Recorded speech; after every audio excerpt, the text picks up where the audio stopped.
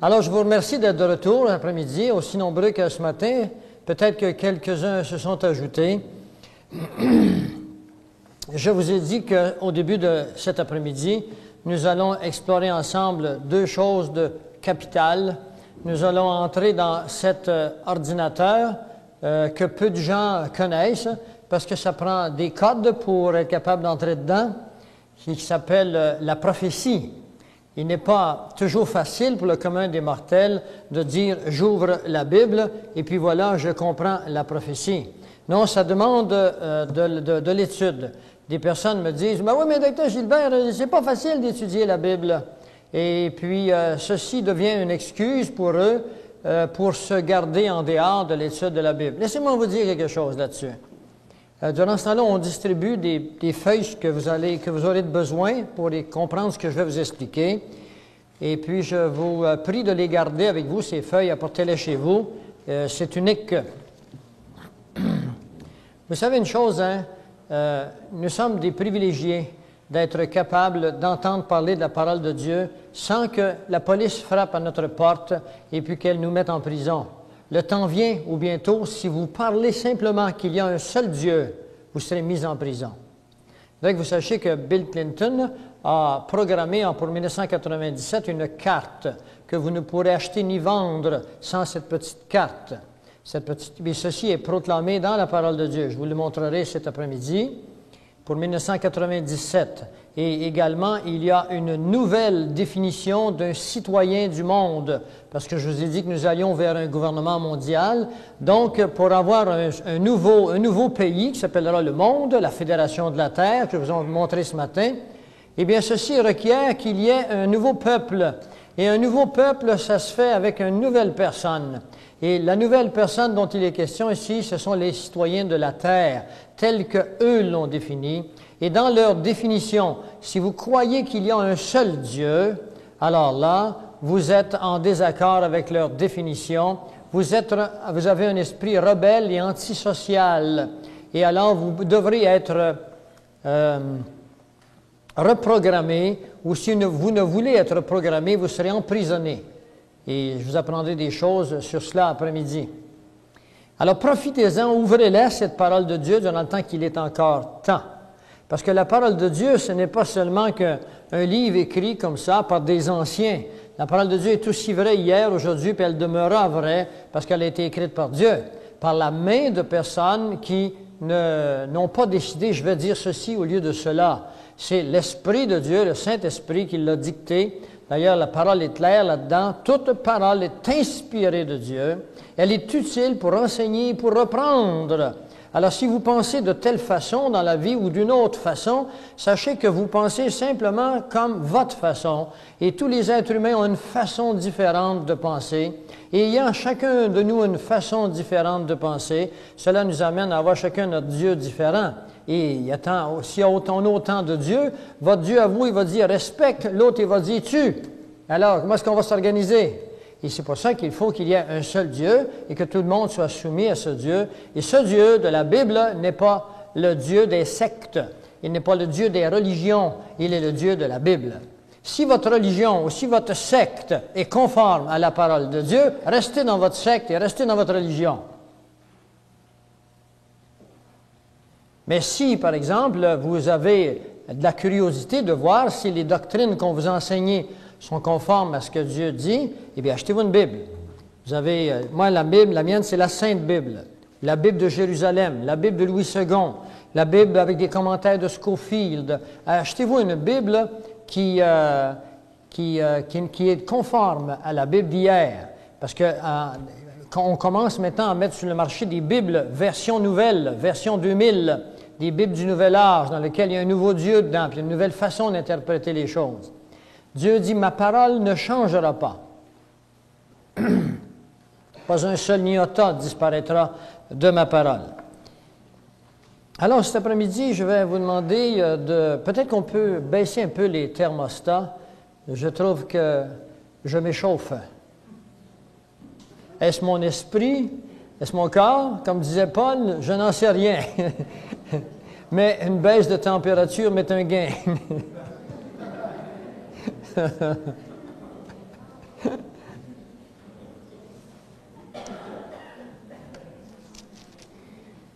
si je vous dis, préparez-vous, on s'en va en voyage, on s'en va, je ne sais moi, on s'en va en Floride, eh bien, la plupart d'entre vous allez dire, bon, alors, je vais prendre l'avion à Bagotville ou me rendre en auto à Mirabel, et ensuite on s'en va en Floride. Dans votre tête, la géographie pour aller en Floride, vous la connaissez.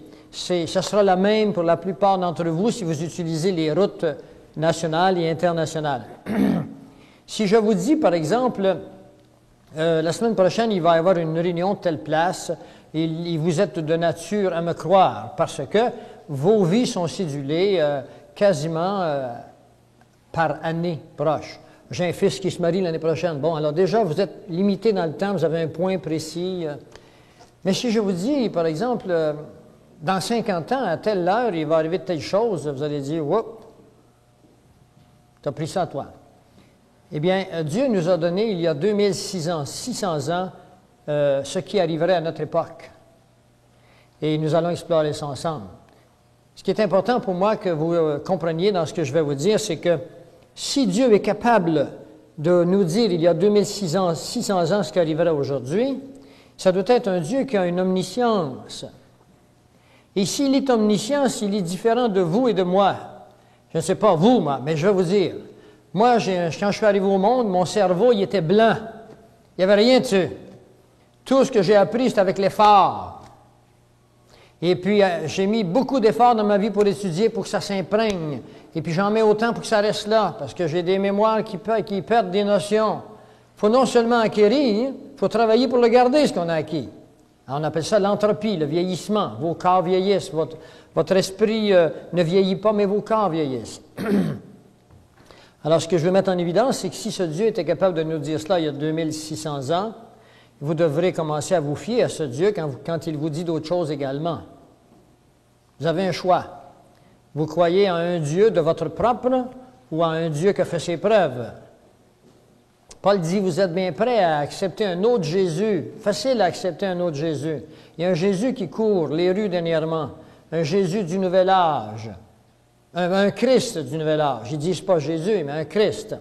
Ce Christ se réincarnerait à tous les 200 ou 300 ans. Et c'est lui qui va arriver prochainement, disent-ils, et c'est lui qui va rétablir l'ordre dans le monde. Je vous préviens que ce Christ qu'on enseigne, il va arriver juste avant le vrai Christ. Et c'est pour ça que c'est un antéchrist. Anté veut dire juste avant. Dans le monde, il y a eu plusieurs antichrists, mais il n'y a qu'un seul antéchrist. C'est celui qui vient juste avant Christ. Et je vais vous montrer que la parole de Dieu est juste.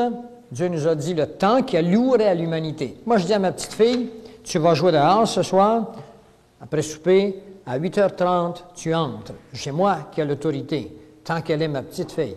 Quand elle sera ma grande fille, on aura des discussions. Puis quand elle sera la fille d'un homme, la femme d'un homme, on n'aura plus de discussion. Mais jusqu'à ce moment-là, elle est ma petite fille, c'est moi qui est en autorité, c'est moi qui décide.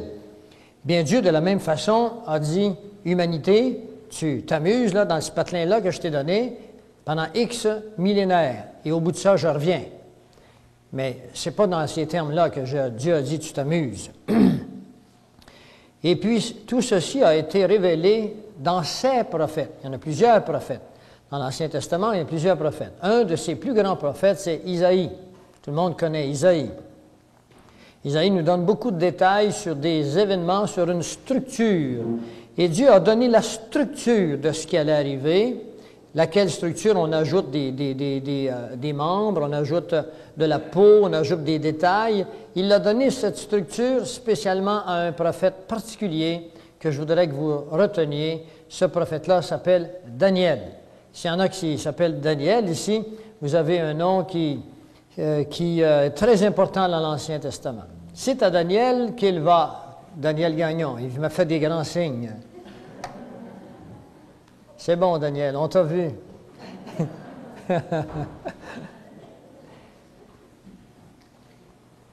Alors, je vais essayer de vous placer dans le contexte pour ceux d'entre vous. D'abord, combien d'entre vous sont ici qui assistent à une conférence comme la mienne pour la première fois? Levez la main. Bon, il y a sûrement quasiment la moitié de la salle. Pour ceux qui assistent à une conférence avec la Bible pour la toute première fois de leur vie, levez la main. 1, 2, 3, 4, 5, 6, 7, 8, 9, 10, 11. C'est bon. Alors, je vais vous placer en contexte. Quand vous allez travailler le matin, vous regardez toujours l'heure avant de partir. Et c'est elle qui vous indique qu'à tel moment de la journée, il y a telles activités qui se font. À midi, tout le monde pense au lunch. À 6 heures, tout le monde pense au souper plus la veillée, et ainsi de suite. Et puis quand tu arrives vendredi soir à 5 heures, alors là, c'est un autre paire de manches. C'est la fin de semaine, ça nous appartient. Un moment de liberté. Alors, l'horloge est très importante dans nos vies, parce qu'on ne vit pas seulement dans la géographie, on vit dans le temps. Je vous l'ai dit ce matin. Dieu a donné une horloge à l'humanité, et cette horloge s'appelle le peuple hébreu, le peuple juif. Certains vont me dire, qu'est-ce qu'ils font là, eux autres encore, le peuple juif? Voyons donc. Eh bien, il n'y a pas de voyons donc. Tout l'Ancien Testament est fait au peuple juif. Matthieu est fait au peuple juif, Marc, Luc, Jean, sauf Jean 13, 17. Quand vous commencez en Actes et toutes les épîtres, ça s'adresse à une autre catégorie de personnes, qu'on appelle l'Église. Quand Jésus est venu ici, il est venu enseigner la loi aux Juifs. On voit ça dans Romains 15, les versets 7 et 8. Ça, c'était son premier ministère. Il venait accomplir la loi. Tout ce qu'il dira dans Matthieu, les évangélistes, les évangiles synoptiques, il s'adresse au peuple en général. Il s'adresse au peuple hébreu. Il ne s'adresse pas à vous et à moi. Vous et à moi, il s'adresse à nous quand il commence dans Actes, après le Golgotha. Le temps de la loi s'est terminé avec le Golgotha. Jésus est venu accomplir la loi, il a enseigné la loi, il a mis les gens sur la loi. Il dira aux jeunes Hébreux qui dit « Qu'est-ce que je dois faire pour atteindre la vie éternelle? » Il dit « Qu'est-ce que dit la loi? » Il ne dit pas « Je vais te sauver par grâce. » Qu'est-ce que dit la loi? Alors faites attention quand vous lisez les évangiles synoptiques. Ne vous replacez pas sur la loi. Restez avec le Jésus qui, lui, vous a sauvé par grâce. Parce que l'évangile de la miséricorde, elle commence avec les païens dans les actes. Très important que vous saisissiez ces moments. Alors, le Seigneur, lui, dans sa bonté, parce que Dieu est bon, Dieu vous aime, il m'aime aussi, dans sa bonté, il nous a donné des codes pour qu'on puisse se retrouver dans le temps et dans l'espace. Dans Marc 13, au verset 23, il dit « Je vous ai tout annoncé d'avance. Soyez sur vos gardes. » Alors, est-ce que vous êtes sur vos gardes? S'il nous a tout annoncé d'avance, avez-vous fouillé ce qu'il avait à nous dire? Il vous a annoncé quoi? Eh bien, il vous a annoncé une chose. Dans Matthieu, par exemple, il nous annonce qu'il vient pour une première fois. Et puis, il nous annoncera après qu'il vient pour une deuxième fois. Du temps de Jésus, les Hébreux qui connaissaient la loi, les docteurs de la loi, n'ont pas tenu compte des Écritures. Et Jésus est arrivé à Bethléem, ils ne savaient pas que c'était leur Messie qui venait. Ils n'en sont pas rendus compte. Bien, de la même façon, aujourd'hui, Jésus vient pour une deuxième fois. Le savez-vous? En êtes-vous rendu compte? Alors, on va essayer de se situer dans le temps et dans l'espace pour savoir où est-ce que nous sommes. Allez dans Daniel. Ceux qui n'ont pas de Bible, j'ai oublié de vous le dire, nous avons des Bibles à vendre en arrière. Vous pouvez vous acheter une Bible comme la mienne, on doit en avoir, puis une Bible plus petite. Vous irez à l'intermission. C'est de valeur que j'ai oublié de vous le dire ce matin. En même temps, à la pause, je voudrais, Isabelle, qu'on n'oublie pas de placer à l'écran les sources d'informations que nous avons pour vous apporter ces informations. Ce ne sont pas des informations qui sont de mon cru. J'y mets le temps et l'argent pour être capable d'être en communication avec différentes organisations internationales d'information. Les unes sont chrétiennes, les autres sont dans le monde. Je veux les sources des informations des deux pour pouvoir comparer. Alors, on les mettra à l'écran, vous pourrez les prendre en note, et si vous le désirez, vous pouvez vous aussi devenir membre de ces organisations, recevoir les mêmes revues, les mêmes documents, les mêmes informations. Alors, nous allons aller avec Daniel, et pour vous mettre en contexte, Daniel est prisonnier au moment où il écrit ces choses. Lorsque le peuple hébreu désobéissait à Dieu, sous la loi, n'oubliez pas que le Deutéronome 28 vous parle de la loi. Dieu dit au peuple hébreu, il dit, « Fais ceci et je te bénirai, fais le contraire et je te maudirai. » Alors c'est ça la loi. Hein? Allez à 55 km à l'heure sur la route, le policier vous regarde puis il ne dit rien. Allez à 60 km à l'heure puis il flanque une étiquette puis il est bien heureux de le faire. Enfin, ça dépend de quel policier. Il a le droit. Il y a des policiers ici, j'en connais, il faut faire attention. Il a le droit parce que la loi est comme ça. Alors, sous la loi, le peuple a désobéi. Il y a des gens qui me disent, le peuple hébreu, ils ont crucifié le Seigneur. Ben oui, on le sait. Eux et les Romains. On le sait. Et c'est pour ça qu'ils sont encore en malédiction. Dieu leur avait promis un royaume et ils ne l'ont pas. Alors, à chaque fois qu'ils ont désobéi, Dieu les a dispersés. La première dispersion fut faite par les Égyptiens.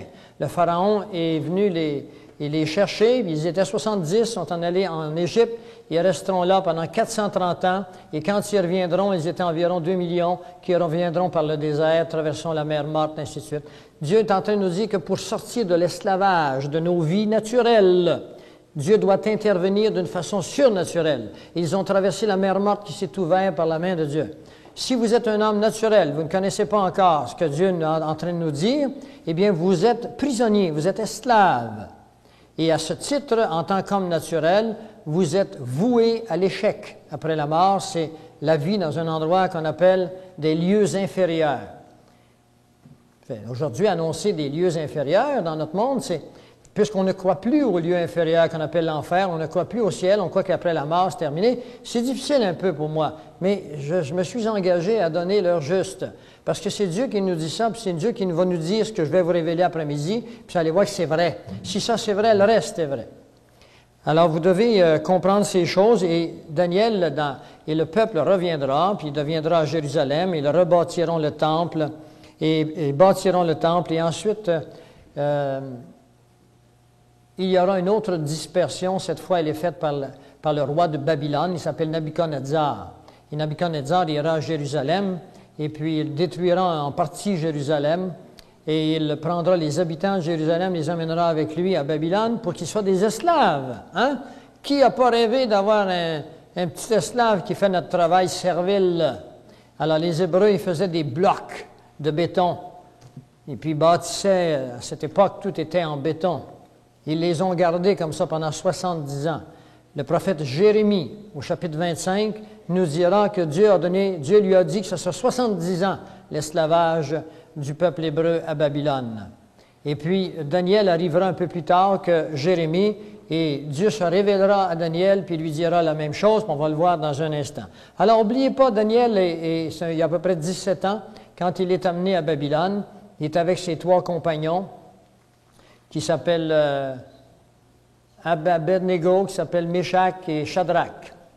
Et ils sont à Babylone, et puis le roi impose toutes sortes de choses, mais le livre de Daniel, c'est très long. Je ne vais pas vous emmener dans tout Daniel, mais je veux qu'on aille au chapitre 2. Et le roi de Babylone, à cette époque, s'appelle Nabuchodonosor. Et Nabuchodonosor a eu un rêve, un songe. N'oubliez pas, si vous n'avez pas de Bible, vous pourrez vous en procurer à la pause. Mais ne partez pas, ne vivez pas sans une Bible. C'est le livre par excellence. C'est un livre qui est plus d'actualité que jamais. N'allez jamais croire que c'est un livre pour les anciens. La Bible est vivante, c'est la parole de Dieu. Alors, je lis un peu, je vais en passer parce que je ne veux pas qu'on prenne plus que le temps a voulu. C'est un songe de Nabuchodonosor qui est expliqué par Daniel. C'est la vision de la statue. Alors, vous avez sur vos feuilles, je pense, la statue de Nabuchodonosor. L'ont-ils? Vous ne l'avez pas? Alors, on va la mettre sur acétate pour vous. On va la mettre au tableau. Elle est en arrière? D'accord. Elle est en arrière, vous l'avez dessus. Mais pour ceux qui n'ont pas de feuilles, on vous la mettez là. Alors, regardez la statue comme il faut, là, puis après ça, donnez-moi votre attention. La seconde année du règne de Nabuchodonosor eut des songes. Alors, vous m'écoutez là, parce que je ne voudrais pas que vos feuilles vous empêchent de comprendre ce que j'ai à vous dire, autrement vos feuilles ne voudront rien dire. La seconde année du règne de Nabuchodonosor eut des songes. Il avait l'esprit troublé, il ne pouvait dormir. Alors, regardez bien ce qu'il a fait, Nabuchodonosor. Il a fait ce que tout le monde fait de nos jours, en 1995. Ce que tout ce peuple dit chrétien au Québec fait de nos jours. Il consulte Jojo.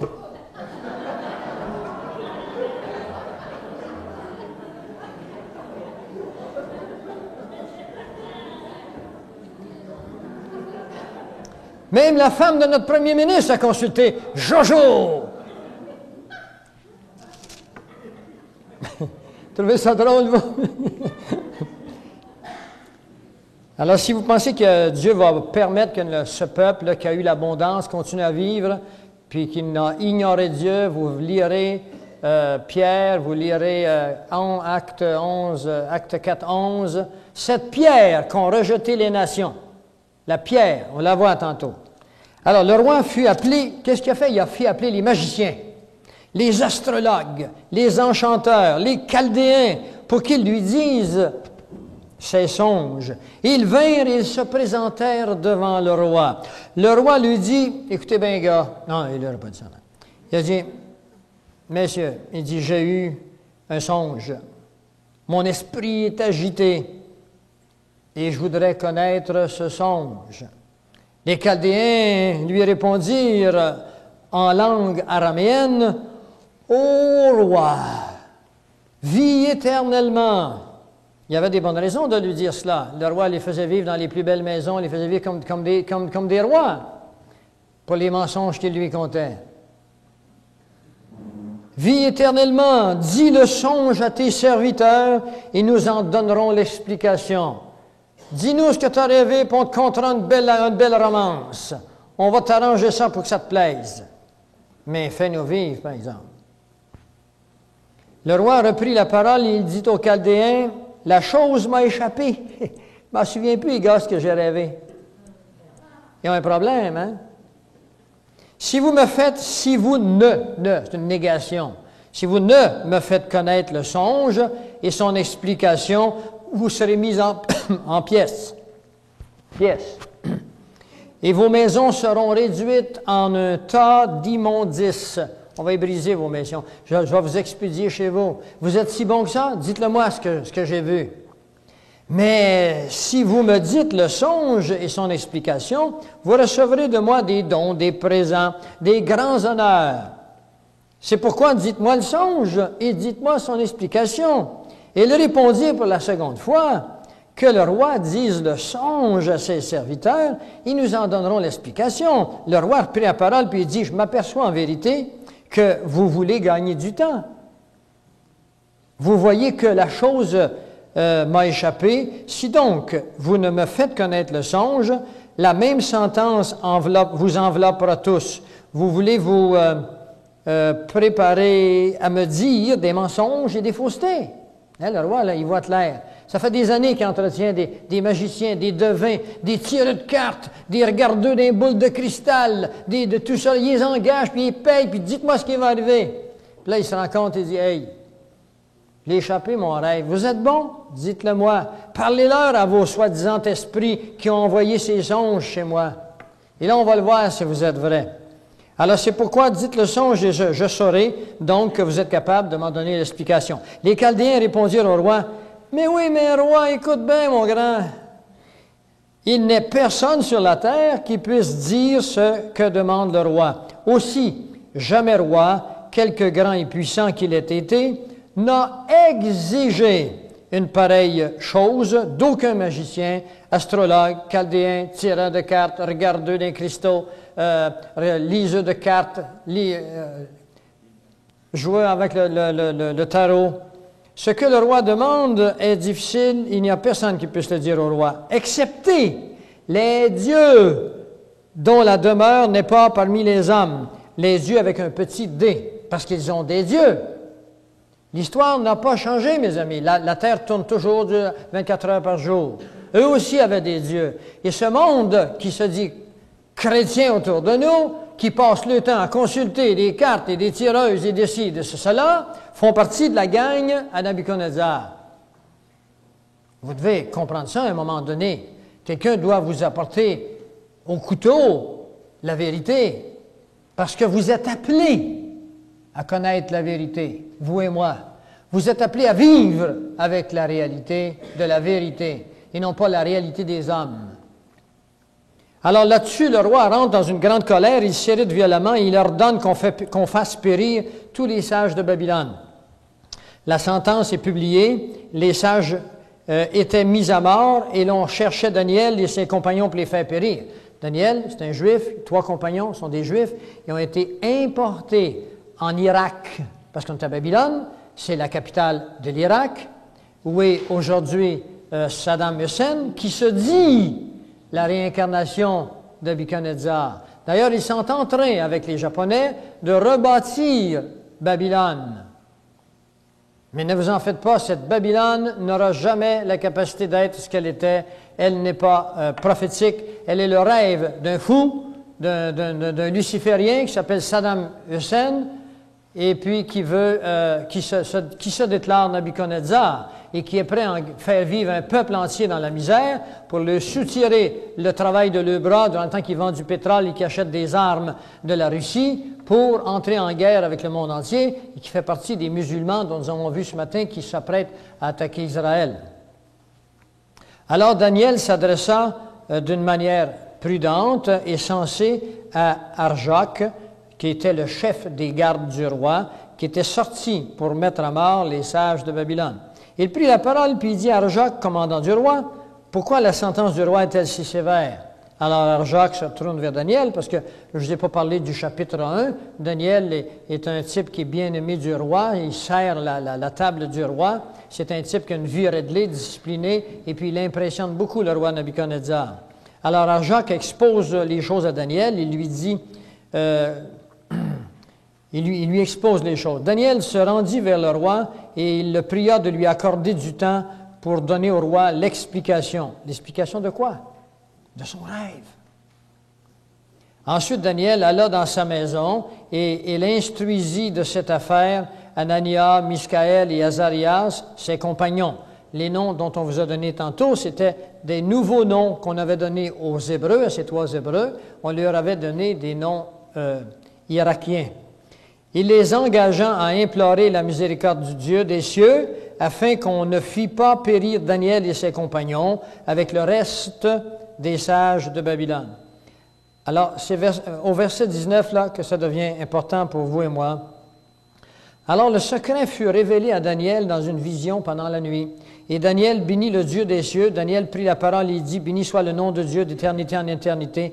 À lui appartient la sagesse. » C'est lui qui change les temps, c'est lui qui change les circonstances, qui renverse les rois établis, qui donne aux sages la science, à ceux qui ont de l'intelligence, c'est-à-dire qui ont des informations comme vous allez en avoir aujourd'hui. Après cela, Daniel, au verset 24, se rendit auprès d'Arjok, à qui le roi avait ordonné de faire périr les sages, et puis il lui conta ces choses. Alors, Daniel alla voir vers le roi, puis il dit au roi, au verset 28, « Mais il y a dans les cieux... » Daniel répondit en présence du roi, au verset 27, « Ce que le roi demande est un secret que les sages, les magiciens, les astrologues, les devins ne peuvent découvrir. Mais il y a... » C'est Daniel qui parle, il est en train de dire que c'est le Dieu des cieux qui va lui révéler, et non lui. Il est en train de dire, il y a dans les cieux un Dieu, avec un D majuscule, qui révèle les secrets, et qui a fait connaître au roi Nebuchadnezzar ce qui arrivera dans la suite des temps. Alors, il est en train de lui dire, la statue, le rêve que le roi a vu, c'est une révélation de ce qui va arriver dans le futur. Maintenant, Daniel a eu la même révélation, puis il va l'expliquer au roi. Il lui dira au verset 31, « Ô roi, tu regardais et tu voyais une grande statue. » Elle est là, la statue. Cette statue était immense et d'une splendeur extraordinaire. Elle était debout devant toi et son aspect était terrible. La tête de cette statue était d'or pur. La poitrine et ses bras étaient d'argent. Son ventre et ses cuisses étaient d'airain, de brasse. Ses jambes étaient de fer, ses pieds étaient de fer et de terre, d'argile. Tu regardais, et là écoutez bien, tu regardais lorsqu'une pierre se détacha sans le secours d'aucune main, frappa les pieds de fer et d'argile de la statue et les mit en morceaux. Alors, le fer, l'argile, l'airain, l'argent, l'or furent brisés ensemble et ils devinrent comme la balle qui s'échappe d'une aire en été. Le vent les emporta. Cela veut dire que le temps, le vent, c'est l'énergie des temps, fit disparaître tous ces symboles que nous allons vous remontrer dans un instant.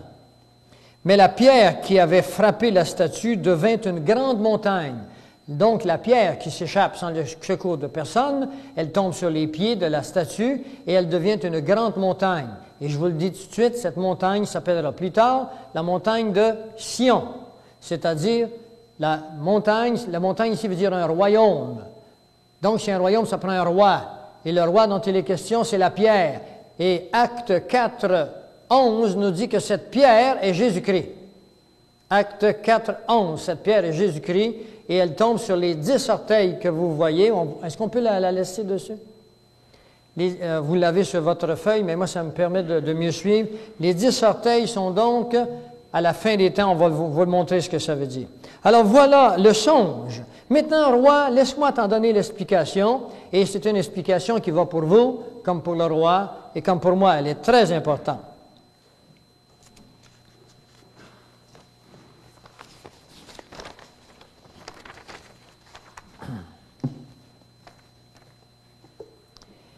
Ô roi, tu es le roi des rois, et le Dieu des cieux t'a donné l'empire, la puissance, la force et la gloire.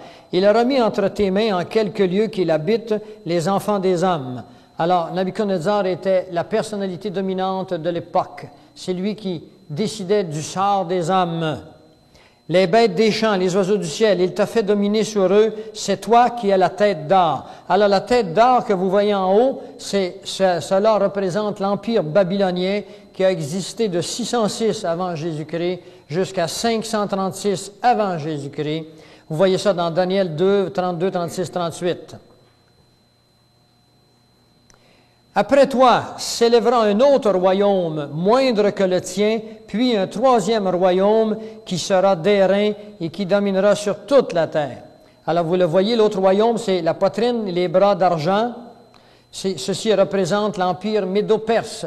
Et si vous aimez l'histoire, eh bien vous n'avez qu'à fouiller l'histoire et vous verrez que l'empire médo-perse, ça veut dire les Mèdes et les Perses qui l'Iran aujourd'hui, ont envahi l'Irak par le truchement d'une dame qu'ils avaient créée, parce que Babylone était la ville la plus protégée de l'époque. Elle avait un mur d'environ 100 pieds de haut. On pouvait y passer trois teams de chevaux, un à côté de l'autre.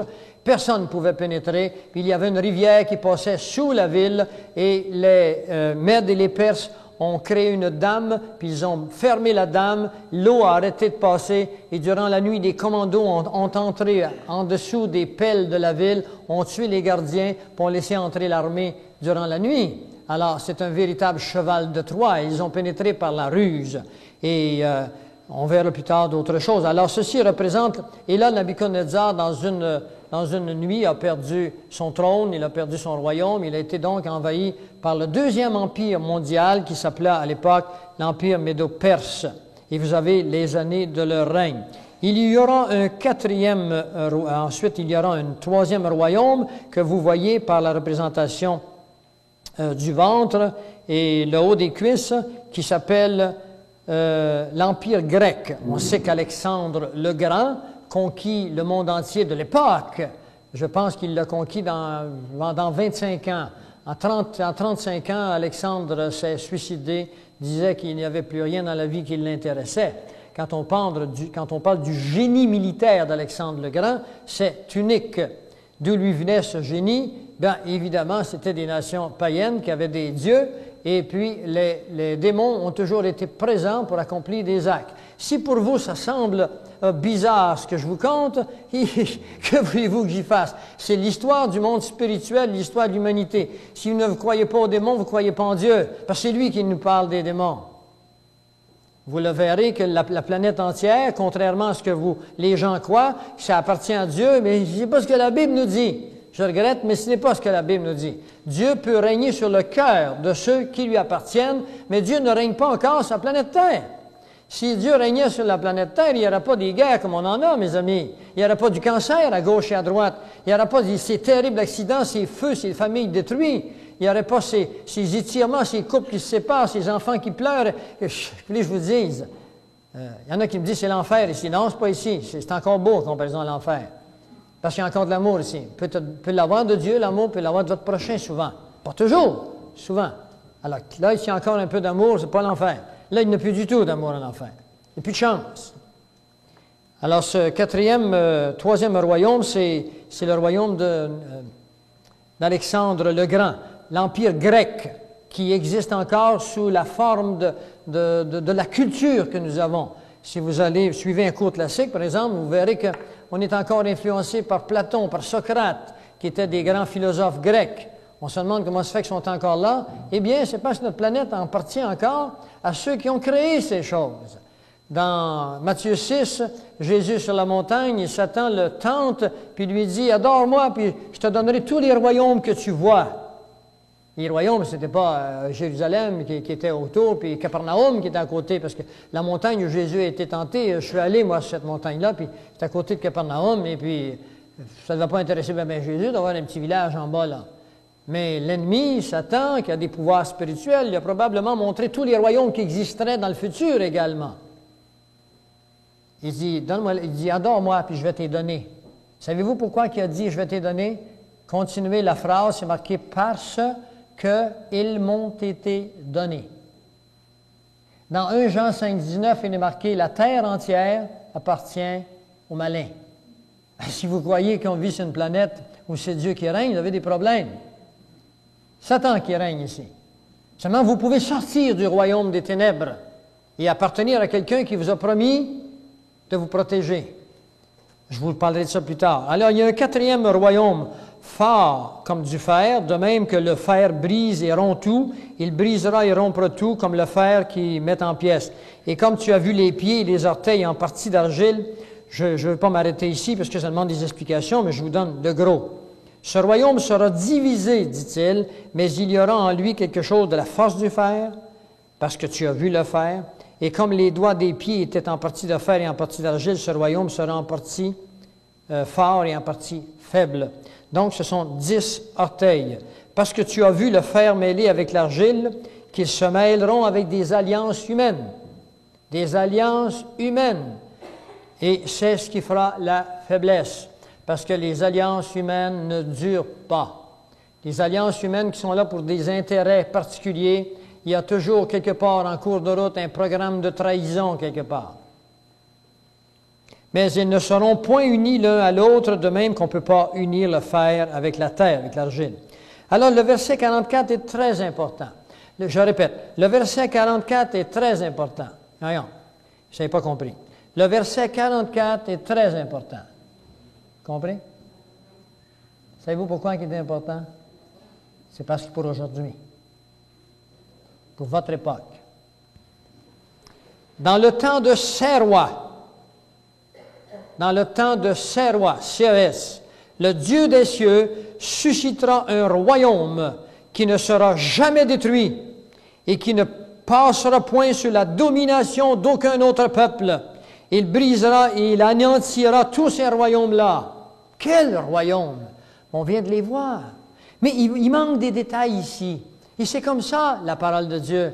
Dieu dit, celui qui me cherche, je me laisserai trouver. Les Écritures ne donnent jamais tout dans un prophète. Il faut aller dans d'autres prophètes pour comprendre. Et c'est dans Apocalypse 17 et 18 qu'on a la réponse qui manque. Il va y avoir un royaume, 5 sont tombés, un existe, un autre est à venir.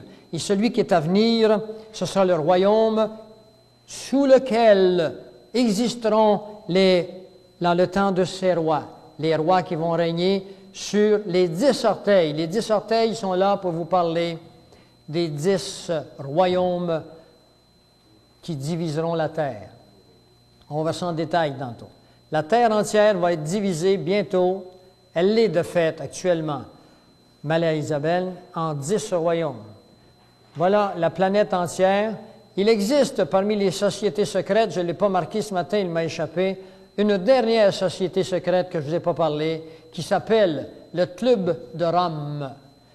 Le Club de Rome a été fondé en 1967. Et le Club de Rome a divisé la planète entière en 10. Qu'est-ce qui lui arrive, Isabelle? Ah bon? Alors ça va. La planète entière a été divisée, mes amis, en 10 biorégions. Et ces 10 biorégions ont été faites par le Club de Rome, acceptées maintenant par toutes les organisations secrètes que vous voyez, que vous avez vues ce matin, la franc-maçonnerie, les Illuminati. Et c'est ainsi qu'ils vont créé du Canada, des États-Unis et du Mexique la biorégion numéro 1. Mais maintenant, on ne peut pas présenter ça à vous, public, qui aimez votre liberté, vous qui êtes attachés aux choses de ce monde et qui n'avez pas encore consulté la parole de Dieu dans ses profondeurs. Il faut vous cacher des choses. On vous l'a caché, c'est ça. On fait une belle couverture. Puis ce sont vos politiciens par lesquels vous avez pris un crayon, vous avez dit « Oui, c'est lui que je veux, il est bon, lui, je le connais. Il est tellement bon qu'il vous a trahi. » Quel que soit votre politicien, il vous a trahi par connaissance ou sans connaissance. Moi, ça me rend sans connaissance. Il vous a trahi parce qu'ils ont accepté que le Canada passe dans une organisation qui est maintenant sur la place publique, et il ne ferait pas bonne bouche de ma part, si j'étais policier, de dire « je ne veux pas de cette organisation ». Même M. Parizeau et Bouchard, qui voulaient absolument se séparer du reste du Canada, voulaient retourner dans cette organisation, puis ils se sont dit qu'ils ont eu des approbations qui seraient acceptées. Et le gouvernement canadien, lui, s'est défendu en disant que non, si nous allons avec eux, si le Québec se sépare, il ne sera pas réintégré dans cette organisation couverture, cachette, qu'on appelle l'ALENA.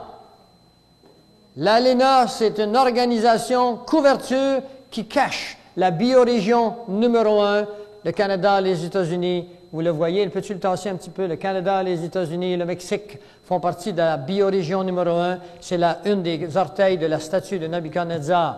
Toutes les autres régions font partie des 9 autres orteils. Alors, c'est pour ça que le verset 44, on marque quand est-ce que cette pierre va tomber. La pierre, elle est dans Acte 4, verset 11. Cette pierre, c'est Jésus-Christ. Et cette pierre, elle tombe sur les orteils. Maintenant, vous l'avez, elle tombe sur les orteils de cette statue qui démontre les empires qui régneraient depuis le moment que Daniel eut cette vision jusqu'à la fin des temps, et non pas la fin du monde. Parce qu'ici, on est à la fin des temps. Alors pour vous, vous allez dire, mais c'est quoi d'abord la différence fin des temps, fin du monde? Eh bien, Dieu a divisé l'humanité, le temps de l'humanité, en 7 temps. Le premier temps, c'est le temps de l'innocence où vivaient Adam et Ève. On appelle ça un néon, E-O-N, ou si vous aimez mieux, une dispensation.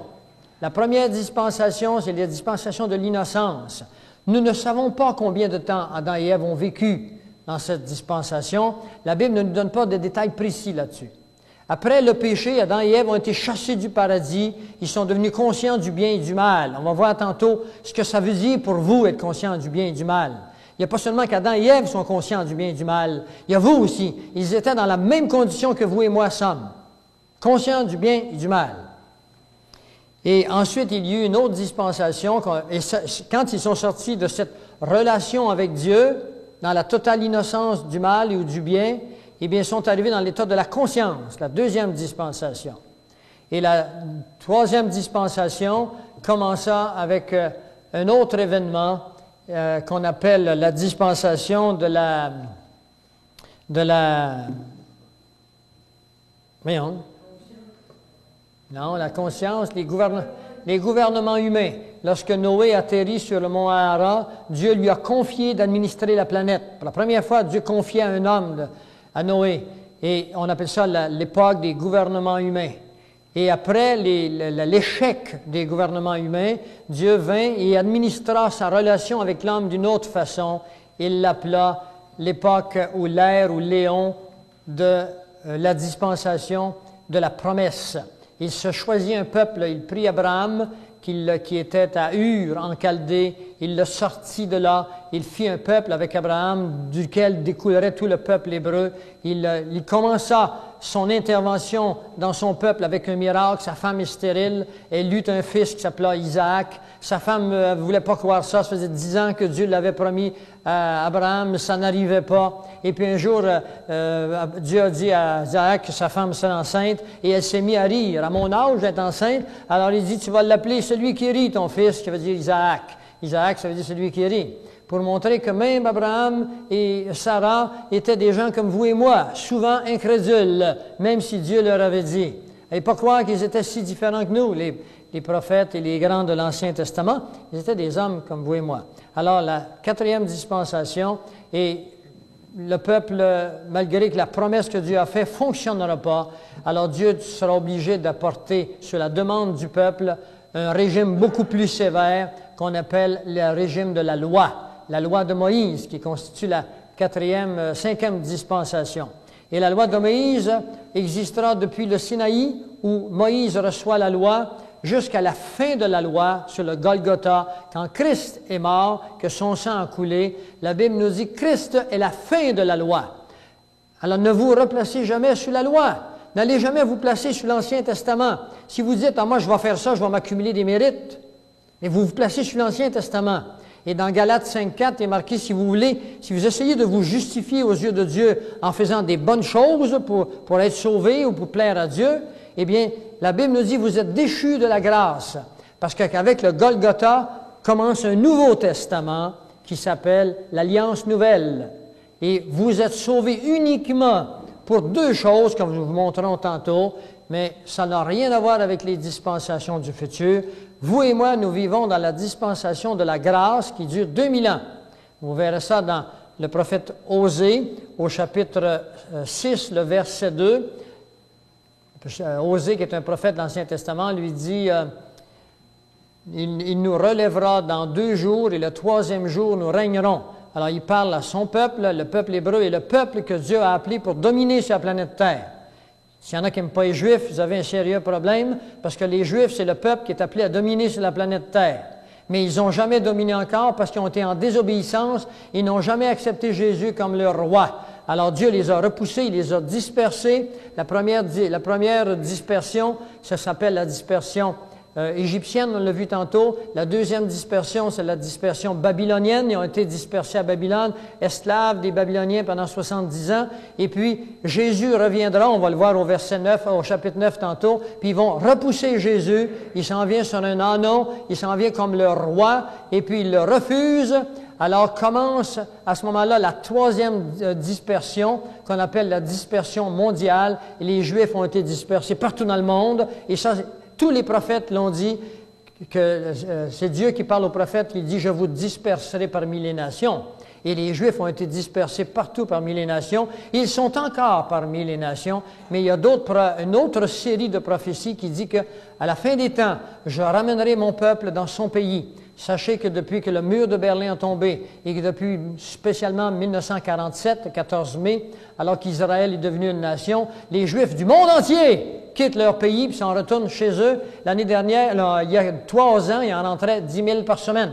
Maintenant, il ne peut plus en rentrer 10 000 par semaine parce qu'ils font une sélection, ils ne sont pas capables, ils bâtissent, les villes se bâtissent comme des champignons en Israël, c'est les montagnes partout. C'est la prophétie qui s'accomplit. À la fin des temps, je ramènerai mon peuple dans son pays. Et c'est une réalisation, c'est le plus grand signe de la fin des temps et non de la fin du monde. Pourquoi la fin des temps? Parce que nous sommes dans la 6e temps. Le temps de la grâce, c'est 2000 ans, c'est le 6e temps. Et nous allons commencer un autre temps qui est après, qui est le 7e temps, la 7e éon, la 7e dispensation, qui devrait commencer aux alentours de l'an 2000, parce qu'on a eu des erreurs dans le calendrier au début des siècles, et on peut être 2-3 ans d'à côté. En tous les cas, je ne suis pas un chronologiste, mais les chronologistes s'astinent sur 3-4 ans. Et puis commencera ce temps que vous trouverez dans Apocalypse 20. Tout Apocalypse 20 nous parle de 1000 ans de règne de Christ, c'est-à-dire que Jésus revient très prochainement, il vient établir son règne sur la planète Terre. Et ceux parmi vous qui croient, ou n'importe quelle église, quelle qu'elle soit, qui disent que nous comptons des choses qui n'ont pas de bon sens, il y a des gens ici dans des églises officielles qui ont parlé contre les pamphlets que vous avez reçus, qui disaient qu'on était une secte, qu'on dit que là, on est à la fin des temps. Eh bien, je défie ces gens de venir, de scruter la parole de Dieu et de le regarder. Tantôt, je vais vous apporter des preuves précises que nous sommes tout à fait à la fin du 6e temps et non à la fin du monde. La fin du monde, elle est programmée dans l'an 3000, 1000 ans après le retour de Jésus. Vous comprenez là? 1000 ans après le retour de Jésus sur la fin du monde. Toutes choses seront renouvelées. La terre et le ciel vont être complètement renouvelés. Mais nous entrons dans une époque qui s'appelle la fin des temps, avec 7 années d'épouvantables tribulations qui viennent sur la planète Terre. Je vais vous montrer cet après-midi comment vous devez absolument vous épargner, vous soustraire à cette période qu'on appelle les tribulations qui viennent sur la planète Terre, qui va commencer avec un événement bien particulier que vous pourrez suivre à la télévision. Je vais vous l'indiquer dans cette partie du début de l'après-midi. Alors, dans le temps de ces rois, verset 44, le Dieu des cieux suscitera un royaume qui ne sera jamais détruit. Et son royaume, c'est le royaume de 1000 ans qui commence. Et ensuite, le royaume de l'éternité à la fin de la 3000 années.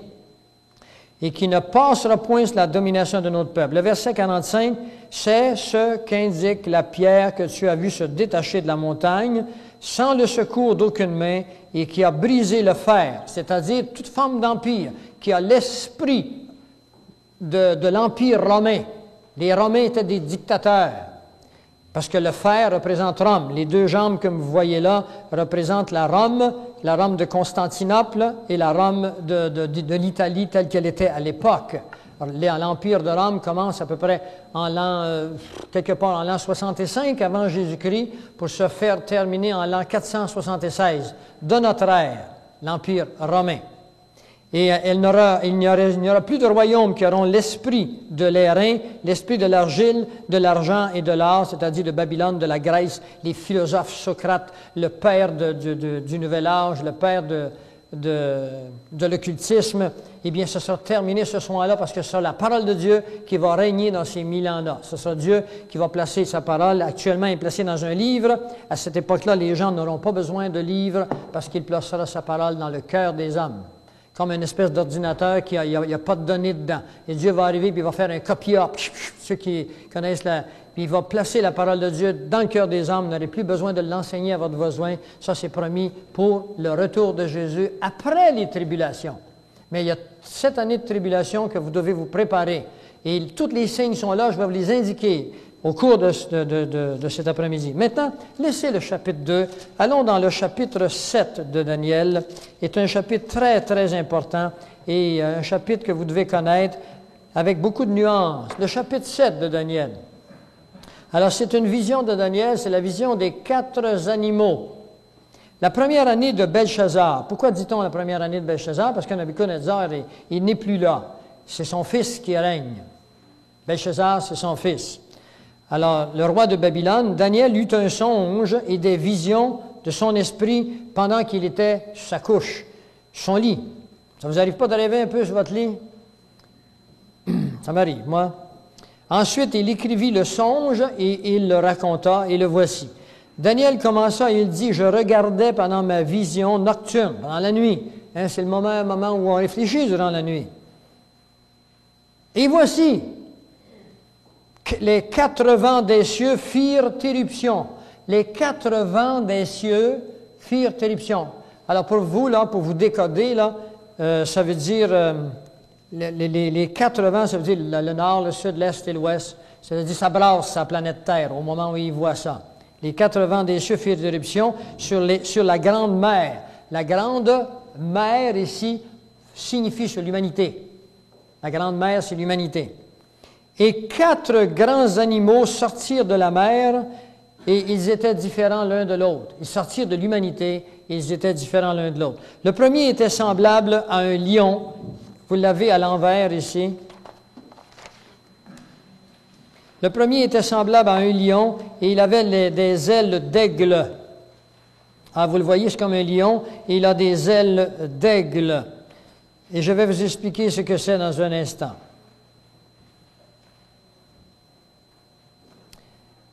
Je regardais jusqu'au moment où ses ailes furent arrachées. Il fut enlevé de terre, il fut mis debout sur ses pieds comme un homme, et un cœur lui fut donné. Je vais vous le lire et je vais vous l'expliquer.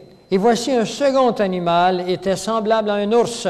Il se tenait sur un côté, il avait 3 côtes dans la gueule, entre les dents, et on lui disait, « Lève-toi et mange beaucoup de chair. » Après cela, je regardai, voici un autre était semblable à un léopard, et il avait sur le dos 4 ailes comme un oiseau. Cet animal avait 4 têtes, et la domination lui fut donnée. Après cela, je regardai pendant mes visions nocturnes, et voici, il y avait un 4e animal terrible. Alors, c'est ici le plus important, c'est l'animal le plus important de notre époque. Et après cela, je regardai pendant mes visions nocturnes, et voici, il y avait un 4e animal terrible, épouvantable et extraordinairement fort. Il avait de grandes dents de fer, il mangeait, brisait, foulait aux pieds ce qui restait. Il était différent de tous les animaux précédents. Il avait 10 cornes. Alors je vous explique. On va au verset 4. Le premier animal était semblable à un lion. Le lion est le symbole de l'Angleterre. Vous le saviez. Quand j'étais jeune, je prenais du cocoa et il y avait un lion et puis c'était marqué en anglais et ça m'avait marqué. Canada Fry, vous vous souvenez? Le lion est le symbole de l'Angleterre. Mais pas l'Angleterre du temps de Daniel, l'Angleterre de votre temps, à vous et à moi. Et donc, c'est le symbole de l'Angleterre. Mais ça prend un peu plus d'explication pour que vous soyez certains de cela. Ça prend beaucoup de contexte. Et c'est pour ça que aujourd'hui, j'espère amener beaucoup de salive pour digérer des aliments, vous donner de l'appétit. Mais il y a des cassettes que nous avons sur Daniel 2, Daniel 7 et Daniel 9 qui durent 3h30, que vous pourrez vous procurer avec beaucoup de détails. Nous les avons en arrière ici. Et si nous pouvons répondre à la demande, eh bien, donnez vos noms et nous sommes en train de faire un nouveau montage avec les mêmes cassettes, mais on n'a pas eu le temps parce qu'on a eu des problèmes techniques. Oui, tu en as combien de... Tu as 13, c'est 2 volumes ou 3 cassettes chacune? 2 cassettes, c'est 3h30 environ. Vous pourrez les étudier chez vous, vous mettez sur pause, on va vous l'expliquer en détail. Alors, le premier était semblable à un lion, il avait des ailes d'aigle. Je voudrais que vous compreniez que l'aigle dont il est question, il s'agit des États-Unis d'Amérique, qui sont un lionceau que le prophète Jérémie 50 nous parle. Le prophète Jérémie nous parle d'un lionceau, et le lionceau, c'est le petit du lion. Les États-Unis sont le petit du lion qui est l'Angleterre.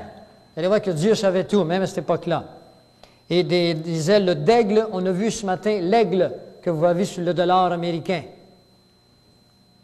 Je regardais jusqu'au moment où ses ailes furent arrachées, ce qui suppose que les États-Unis d'Amérique seront arrachés.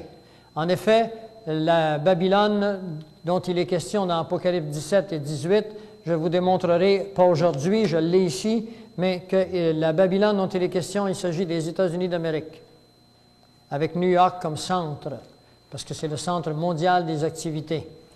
Et puis les États-Unis d'Amérique seront détruites complètement dans 1 heure. La Bible nous dit 1 heure. Évidemment, il n'était pas possible à cette époque de détruire les États-Unis d'Amérique dans 1 heure, premièrement parce qu'elle n'existait pas, deuxièmement parce qu'on n'avait pas la technique pour le détruire. Aujourd'hui, avec la fission nucléaire, les bombes nucléaires, on peut détruire complètement les États-Unis dans 1 heure. Pardon? Non, tous les États-Unis. Il fut enlevé de terre et il fut mis debout sur ses pieds comme un homme, et un cœur d'homme lui fut donné. Et voilà, un second animal était... Alors, on parle de l'animal, là. Et voilà, voici un second animal était semblable à un ours, et il se tenait sur un côté. L'ours dont il est question ici, c'est la Russie. Est-ce que vous devez savoir que le symbole de la Russie, c'est l'ours? N'est-ce pas? Et je sais que beaucoup d'entre vous avaient eu une théologie qui dit, ben non, ça réfère aux Perses, ça réfère à Babylone. Et je vais vous montrer dans un instant qu'il n'est pas possible que dans Daniel 2 se répète dans Daniel 7 avec l'époque contemporaine. Isabelle, on va avoir besoin d'une acétate.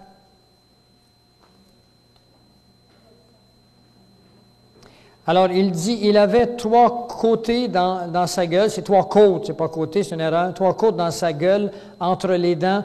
Et qu'est-ce que cela veut dire? Il se tenait sur un côté, c'est que la Russie a essayé de conquérir le monde entier, mais Dieu ne lui a jamais permis. Alors, l'ours s'élevait d'un côté, et puis pour qu'il puisse vraiment passé à l'action, il aurait fallu qu'ils se lèvent complètement, mais ils ont été détruits par des problèmes ethniques, parce que ce n'est pas une race pure, elle est faite de plusieurs ethnies, et 2, par des problèmes financiers.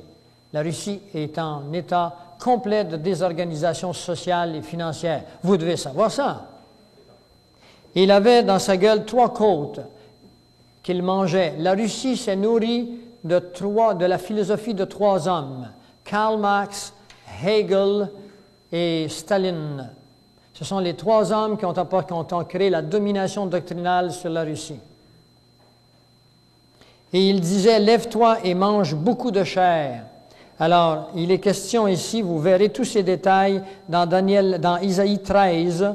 Dans Isaïe 13, entre le verset 13 à 17, vous aurez les détails. Je vous ai dit que Daniel nous donne la structure. Jérémie, Isaïe, les petits prophètes nous donnent des détails très précis. Donc, en Isaïe 13, entre le verset 13 à 17, vous aurez les détails. Quand il dit mange, il mange beaucoup de chair. Vous allez voir les nations qui vont être tuées, mises. Il va y avoir du sang aux morts des chevaux. Alors, c'est une guerre terrible qui s'en vient en Europe, tant qu'aux États-Unis d'Amérique, ils sont détruits complètement. Le verset 6. Après cela, je regardais, et voici un autre animal, semblable à un léopard, et il avait sur le dos 4 ailes comme un oiseau. Ici, il y a 3 écoles de pensée sur le verset 6. Certains pensent qu'il s'agissait de la Grèce, mais je vais vous montrer dans un instant que la Grèce n'est pas possible puisque ce n'est plus à cette époque-là. On pense qu'il s'agira de l'Iran et de Gomère, c'est-à-dire de l'Allemagne. Et le verset 7 est le verset le plus intéressant pour vous et pour moi. Après cela, je regardais pendant mes visions nocturnes, et voici, il y avait c'est Kodem. Est-ce qu'il est là? Après cela, je regardais pendant mes visions nocturnes, et voici, il y avait un 4e animal. Il était terrible, épouvantable, extraordinairement fort. Il avait de grandes dents de fer, il mangeait, brisait, il foulait aux pieds tout ce qui restait. Il était différent de tous les autres animaux. Ce 4e animal, ici on dit quelque chose de très particulier que je voudrais que vous vous souveniez, il est différent de tous les autres animaux. C'est-à-dire que ne cherchez pas à l'identifier avec un pays quelconque. On a identifié le lion avec l'Angleterre, on a identifié les lionceaux dans Jérémie 50 et 51 avec le Canada, les États-Unis, la Nouvelle-Zélande et l'Australie. On a identifié l'Iran, l'Irak avec le léopard, mais lui, il est différent des autres. Ne cherchez donc pas à l'identifier avec des pays comme les autres. Et la raison pour laquelle il est différent des autres, c'est à cause d'un document que j'ai en main ici, qui s'appelle le traité de la diversité biologique. Radio-Canada en a parlé sur les ondes la semaine dernière. Et c'est à Montréal que va s'ouvrir le premier grand centre sur la diversité biologique. Et c'est heureux, ça va donner du travail à des centaines de personnes. Hey! Mais ces gens-là sont en train de mettre à exécution la destruction complète de l'Amérique du Nord. Parce que la diversité biologique conçue avec Maurice Armstrong, et George Bush et Michael Gorbatchev en 1992 au sommet de Rio, a déclaré que l'homme est un animal au même titre que les souris et que l'homme a trop bien réussi sur la planète Terre et qu'il faudra maintenant réduire son nombre. Et on a créé pour cela des immenses territoires dans lesquels l'homme ne pourra y pénétrer. Et c'est ce qu'on appelle la diversité biologique. Je n'ai pas le temps de vous parler de ce document aujourd'hui. Je vous ai dit que ça prend un fin de semaine complet pour que vous puissiez vraiment comprendre tous les morceaux du puzzle. Mais ceci est au Sénat américain pour ratification. Et le jour où ça passera, ça peut se faire la semaine prochaine, le mois prochain, je n'en sais rien. Il s'est supposé se faire avant la fin du mandat de Bill Clinton. Le jour où ça passera, c'en est terminé. Parce que les États-Unis ont déjà des armées sur place, que je vous m'en ai tantôt, qui vont faire appliquer les nouveaux règlements qui sont issus de la diversité biologique. On vous a montré que le bon côté de la diversité biologique. On ne vous a pas montré le reste. Je l'ai ici, les 10 règlements. Mais soyez sans crainte. J'ai un autre type de nouvelles pour vous. Mais voyez quand même ce qui vient sur la planète Terre. Parce que vos enfants doivent le savoir. Et vous vous ferez probablement ridiculiser avec ces discours. Mais Jésus a-t-il eu peur de se faire ridiculiser quand il a dit qu'il était Dieu? Ils l'ont crucifié, à ce que je sache. Si vous n'êtes pas persécuté, peut-être que vous n'avez pas la même parole que moi. Parce que moi, dans des milieux soi-disant chrétiens, quand je leur parle de la parole de Dieu, on me regarde de travers. Il faut que vous compreniez ça, que la parole de Dieu, Jean 17, 17, est la vérité, pas la parole des hommes. Vous n'ajouterez rien, nous dit la parole, vous n'enlèverez rien. Sinon, vous paierez pour vous aurez des conséquences pour vos soustractions, vos additions. Alors ici, regardez bien ce qui est important. Il est marqué, il était différent de tous les animaux précédents. Et je tiens à vous montrer sur l'acétate ici, il faut mettre en évidence le mot précédent. Vous l'avez dans vos Bibles, dans le chapitre 7, le verset 7. 7, c'est la retenir. Précédent. Alors, si vous allez dans une Bible hébreu, parce qu'en français, vous savez, on n'a pas toujours l'heure juste. Alors, nous avons une Bible hébreu, une Bible grecque, pour être capable de comprendre la vraie étymologie du mot. Et le mot précédent ici vient de l'anglais before. Alors, before, en anglais, c'est of all those animals before. Tous ces animaux, les trois animaux précédents. Le mot before veut dire en présence de, dans l'araméen, pas dans l'araméen, dans l'hébreu. En présence de. Alors, pour être certain de votre coup, il faut que vous ayez une belle grosse Bible qu'on appelle, pas une Bible, une concordance, qu'on appelle la concordance Strong. Et la concordance Strong, elle ne s'occupe pas des interprétations, elle ne s'occupe pas des doctrines, elle s'occupe de la langue. Et elle prend chaque mot d'une langue, elle le sort, puis elle lui donne un numéro, et puis elle donne son explication. Et dans la Bible Strong, vous pouvez l'avoir, le numéro 69-25, ce mot est écrit 30 fois dans Daniel, et il veut dire en présence de, et le mot araméen, c'est kodem.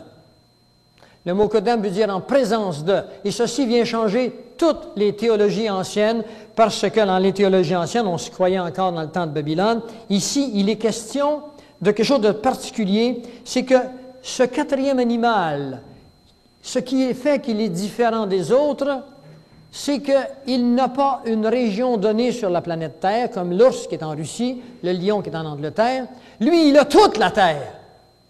Donc, il est là à cause des traités qui ont été signés. La Cour supérieure des États-Unis a déclaré que les traités sont supérieurs à la Constitution américaine. Et ces traités ont été signés par des présidents entre eux, sans le consentement du Sénat américain, sans le consentement du Sénat canadien et sans vous et moi. Nous avons été trahis de l'alpha jusqu'à l'oméga. Il n'y a plus de démocratie. On décide pour nous. Alors, le mot kodem veut dire en présence de. Donc, il s'agit ici d'une organisation que je vous ai parlé ce matin qui s'appelle les Nations Unies. Les Nations Unies, c'est le quatrième animal qui vient sur la Terre, qui va toujours exister, qui est le fruit d'une longue fomentation de 2 siècles à partir de Adam Swiss Hop, et qui s'appellera bientôt la Fédération de la Terre, avec une nouvelle définition d'un citoyen, et vous ne pourrez vivre sans vous conformer à cette nouvelle définition du citoyen. Et il y a un élément supplémentaire qui va vous faire comprendre, c'est après le mot précédent dans vos Bibles, au chapitre 7, le verset 7, il est marqué « Et il avait 10 cornes ». Tantôt, nous avons vu que la statue, elle tombait sur 10 orteils. Alors ici, il s'agit de cornes. Il s'agit donc de pays. Ce sont des pays. Ce sont des royaumes. Et ce sont les 10 royaumes que je viens de vous mettre tantôt avec acétate. Et ces royaumes représentent 10 biorégions qui n'existaient pas du temps de Daniel. Est-ce que vous comprenez? Ces 10 régions n'existaient pas du temps de Daniel. Au verset 8, il est marqué, c'est Daniel qui continue à rêver, parce que ça a été fait par le Club de Rome en 1968. Il est marqué « Je considérais les cornes ». Alors Daniel regarde les cornes, il regarde les rois qui sont établis sur ces pays. Et il voici une autre petite corne sortie du milieu d'elle. une autre petite corne sortit du milieu des 10. Et 3 des premières furent arrachées devant cette corne. 3 des premières. Alors, qu'est-ce que cela veut dire, 3 des premières? Cela veut dire qu'il va y avoir 10 rois. Et celui qui viendra à cette petite corne représente un 8e roi. Et voici, elle avait des yeux comme des yeux d'homme et une bouche qui parlait avec arrogance. Il s'agit ici d'un homme. Il n'y a que les hommes qui parlent avec arrogance et qui ont des yeux. Et cet homme, il s'appelle l'Antéchrist. Et c'est lui qui va régner sur les 10 biorégions. Et c'est cet homme qui va se débarrasser de 3 rois, ces régions, qui va les prendre, lui, comme roi, les 3 régions. Maintenant, pour avoir plus de... Et aller au verset 20, je ne peux vous dire tout ici. Au verset 17, il est marqué « Ces 4 grands animaux, ce sont 4 rois qui s'élèveront de la terre. » Le verbe est au futur. Il n'est donc pas question que cette prophétie soit pour le temps de Daniel. Le verbe est au futur. S'élèveront de la terre. Et au verset 20, il est marqué « Et sur les 10 cornes qu'il avait à la tête, et sur l'autre qui était sortie de devant elle, devant laquelle 3 rois étaient tombés, sur cette corne qui avait des yeux, une bouche parlant avec arrogance, donc c'est l'Antéchrist, et une plus grande apparence que les autres. » Alors, évidemment, l'Antéchrist va dominer sur tous les autres. Regardez bien ce qui est marqué ici au verset 23. Ça, c'est très important pour vous. Il est marqué au verset 23, « Le 4e animal, c'est qu'un 4e royaume qui existera sur la terre, les Nations unies, la Fédération de la terre, sur les 10 royaumes que vous venez de voir, différent de tous les autres royaumes, et qui dévorera la terre, la foulera et la brisera. » Alors, l'arrivée au pouvoir de cette puissance n'est pas là pour le bien-être de ses citoyens. Elle est là pour la fouler. Qu'est-ce que Jacques Cartier a fait quand il a mis ses pieds en Gaspé? Il a foulé la terre, s'en est emparé. Alors cet homme, au moyen d'une organisation qu'on appelle l'Armée des Nations Unies, va bientôt s'emparer de la planète Terre au complet. Il n'y aura plus de nations, plus de Canada, plus des États-Unis, plus de France. Il va y avoir une seule région qu'on appelle la Fédération de la Terre, divisée en 10 parties, avec un seul homme qui sera au pouvoir. Il est vivant, il est là, il est prêt à passer à l'action. Les 10 cornes, ce sont 10 royaumes, au verset 23. Alors, il la foulera, il la brisera. Qu'est-ce que cela veut dire, la briser? Bien, je vais vous le dire ce que ça veut dire, la briser. Ça veut dire qu'il la sectionnera. Et les satellites qui sont en haut actuellement ont entièrement sectionné toute la planète Terre. Ils l'ont passé en revue. Et chaque coin carré de la planète est programmé dans un immense ordinateur. Cette région-là d'Afrique s'appelle la région 0422, je ne sais quoi, moi. Les programmeurs savent mieux que moi comment mettre des chiffres, des lettres avec des codes, rentrer tout de suite à quel niveau. Et chaque petite région est divisée en plusieurs et en plusieurs régions, de telle sorte qu'aujourd'hui, la plupart d'entre nous, avec votre maison, vous êtes déjà un carré qui est signalé sur ordinateur, qui vous êtes sur satellite. Et on peut, au besoin, immédiatement rentrer votre code et envoyer sur votre maison, sur votre terrain, des signaux qui peuvent savoir tout ce que vous faites. Si vous êtes dehors, autour de la maison, quel est votre numéro de licence? Dans un centre d'achat, on peut trouver par satellite votre numéro de licence. Ce n'est pas à venir, c'est une technologie qui est faite. Ce que j'ai sur mon bureau ici, ce sont des documents faits par des scientifiques qui démontrent tout ce que je vous dis. Je suis abonné à des dizaines de revues qui... Les Revenus Canada qui est en tête.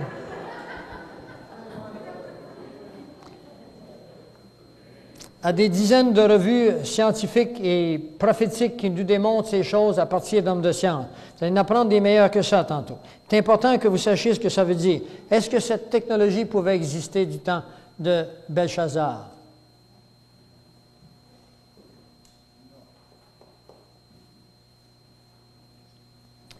Alors voilà, mais ce qui est important que vous compreniez ici, c'est le verset 25.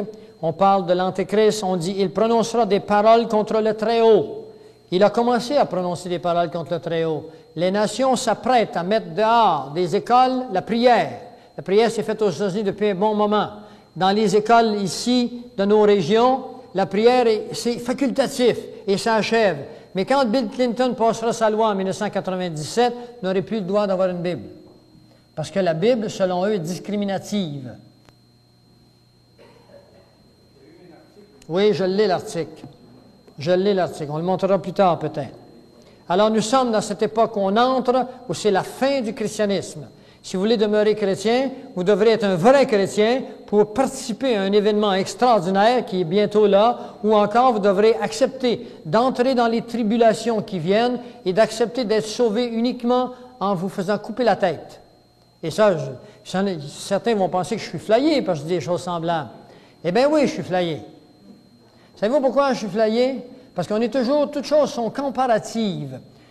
La vitesse d'une mouche, d'une fourmi, pas d'une mouche c'est vite, d'une fourmi, relativement à un point statique zéro qui ne bouge pas, c'est déjà une vitesse vertigineuse. Eh bien, la foi d'un croyant relativement à la foi du monde, c'est une foi flayée, parce que Dieu nous apprend des choses que l'homme ne veut pas accepter. J'ai décidé de croire en Dieu, et Dieu m'a honoré de ma foi en me donnant la capacité de comprendre ce qu'il me compte et en me donnant la compréhension de l'histoire des hommes, parce que j'aime l'histoire, et de vérifier ce qu'il a dit était arrivé, c'était vrai. Et des archéologues américains, des paléontologues, des anthropologues ont essayé de prouver le contraire, sont allés à Babylone, sont allés dans les régions de cet ancien monde et ont découvert dans leurs fouilles des documents, des pierres qui révèlent la présence de Nabuchodonosor, qui représentent sa domination sur le monde entier de l'époque, qui montrent qu'effectivement il avait placé Daniel à la tête de son administration. C'est extraordinaire ça. C'est des découvertes qu'il faut avoir, mais vous ne verrez jamais ces choses-là à la télévision. Pourquoi? Parce que les médias d'information appartiennent aux Illuminati. Pour vous parler franchement et en vérité de la parole de Dieu, il faut sortir de tout ce qui est officiel, faire des réunions sur le bord d'un lac et faire beaucoup de publicité, puis attirer quelques personnes seulement que Dieu a désignées. Si vous êtes ici aujourd'hui, ce n'est pas par hasard. Dieu veut vous parler. Alors maintenant, le verset le plus important pour vous cet après-midi, il est suivant. Il prononcera des paroles contre le Très-Haut, il opprimera les saints du Très-Haut. Alors, il est question ici d'opprimer les saints du Très-Haut. Qui sont les saints pour vous? Ceux qui sont morts, qui ont souffert, qu'on a canonisés? Ça n'a rien à voir avec la sainteté de Dieu. La sainteté de Dieu, c'est toute personne qui accepte Jésus-Christ comme son sauveur personnel. Le jour, la minute où vous acceptez Christ comme votre sauveur personnel, vous êtes automatiquement justifié. Et à ce titre, vous êtes à l'intérieur du corps de Christ. Vous faites partie de ces saints. Alors, un saint de Dieu, ce n'est pas celui qui a fait des actes d'héroïsme. C'est celui qui a accepté, qui est foutu, qui a besoin d'un sauveur. Paul, quand il parle aux Philippiens, il dit à tous les saints qui sont en Philippe, il commence toutes ses lettres comme ça, aux saints en Philippe. À ce que je sache, il n'y a aucune église officielle qui existe à cette époque. Il les appelle des saints, ils sont vivants. On n'a pas fait d'investigation sur leur vie. Ils n'ont pas fait des miracles. Un saint, c'est quelqu'un qui accepte qu'il est foutu, puis a besoin d'être sauvé par le sang de Jésus. Le jour où vous allez accepter ça, vous êtes automatiquement né de nouveau, vous êtes sanctifié.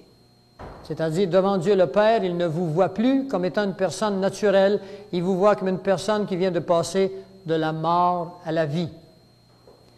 Alors, ensuite de ça, puis viendra le jugement. Et le jugement dont il est question ici, vous le trouverez dans Matthieu 25. Bientôt va commencer la réalisation du jugement de Dieu sur notre planète. Les hommes ont vécu comme si Dieu n'existait pas. La pierre qu'ont rejeté les nations. Et on lui ôtera sa domination qui sera détruite et anéantie pour jamais. Le règne, la domination et la grandeur de tous les royaumes qui sont sur les cieux seront donnés au peuple des saints du Très-Haut. Son règne est un règne éternel. Je suis en train de vous dire que lorsque Dieu revient, c'est un règne éternel. Et tous les dominateurs le serviront et lui obéiront. Alors, ça, c'est le verset 7. Maintenant, je vous amène dans quelque chose de fantastique. Nous finissons le verset 9 et ensuite, nous prendrons une pause. Et après, je vous parlerai des choses qu'il faut que vous sachiez absolument. Ça, c'est en contexte biblique. Tantôt, je vais vous prendre le contexte biblique et je vais vous l'amener dans sa réalisation dans le monde d'aujourd'hui. Le chapitre 9, il s'agit de la prière de Daniel et nous allons commencer au verset 20 à 27 et nous arrêterons par la suite. Le chapitre 9 vous donne le temps de l'humanité. C'est ici la clé. Si vous ne comprenez pas Daniel, vous ne pouvez comprendre les clés du temps que Dieu a donné à l'humanité.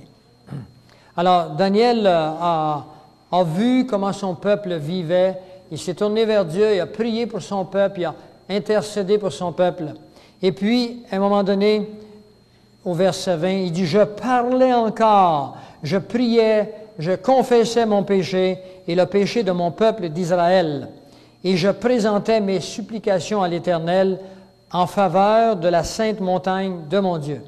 Je parlais encore quand dans ma prière, quand l'homme Gabriel, vous verrez toujours Gabriel comme étant celui qui annonce les événements importants. C'est jamais Michel.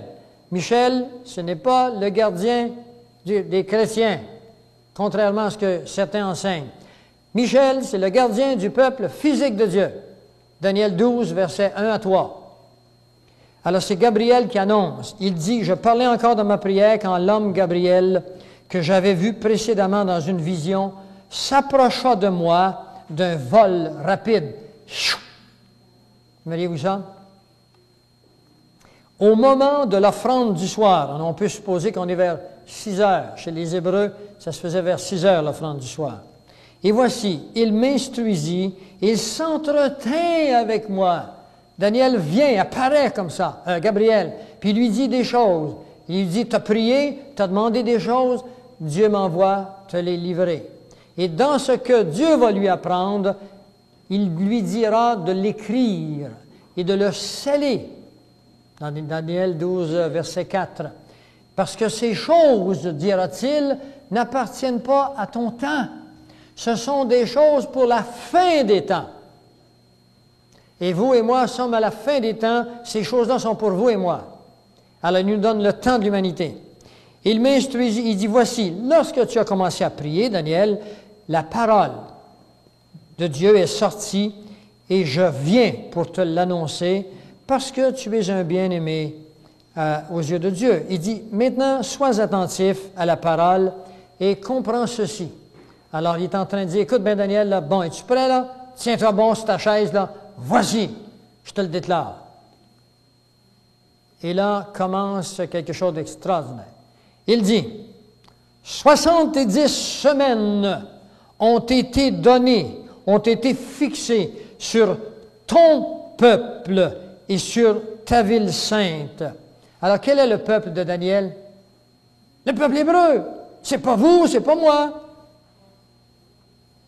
Nous sommes, dans le contexte biblique, les gentils. Les gentils, c'est tout peuple autre que les Juifs. Nous sommes les païens. Si vous êtes convertis à Christ, vous êtes toujours un païen ou un gentil régénéré. C'est-à-dire, vous ne faites pas partie du peuple physique, mais vous faites partie du peuple spirituel. Ça, c'est plus important encore. Alors, il dit, 70 semaines ont été fixées sur ton peuple et sur ta ville sainte. La ville sainte, c'est Jérusalem. C'est l'aiguille de l'humanité, l'horloge. Pourquoi? Pour un certain nombre de choses. Pour faire cesser les transgressions, pour mettre fin au péché. Mettre fin au péché. Est-ce que le péché, on a mis fin au péché encore de nos jours? Non, hein? Vous allez voir pourquoi. Pour expier l'iniquité. Est-ce que l'homme peut expier l'iniquité? Non. Ça prenait quelqu'un de spécial pour faire ça. Pour amener la justice éternelle. Est-ce que nous vivons dans la justice dans notre pays actuellement? Pas trop, hein? pour sceller la vision et le prophète. Qu'est-ce que ça veut dire, sceller la vision et le prophète? Ça veut dire pour réaliser ce que le prophète a dit, le sceller, et ensuite pour oindre le Saint des Saints. D'après vous, qui est le Saint des Saints? Pour oindre Jésus-Christ. Alors, sache-le donc. Et c'est ici que commence la chronologie. Sache-le donc et comprends. Depuis le moment où la parole a annoncé que Jérusalem sera rebâtie jusqu'à loin, jusqu'au loin, au conducteur, il y a 7 semaines. Dans 62 semaines, est-ce qu'on veut le mettre sur l'acétate maintenant? Vous l'avez sur votre feuille, c'est celui-ci.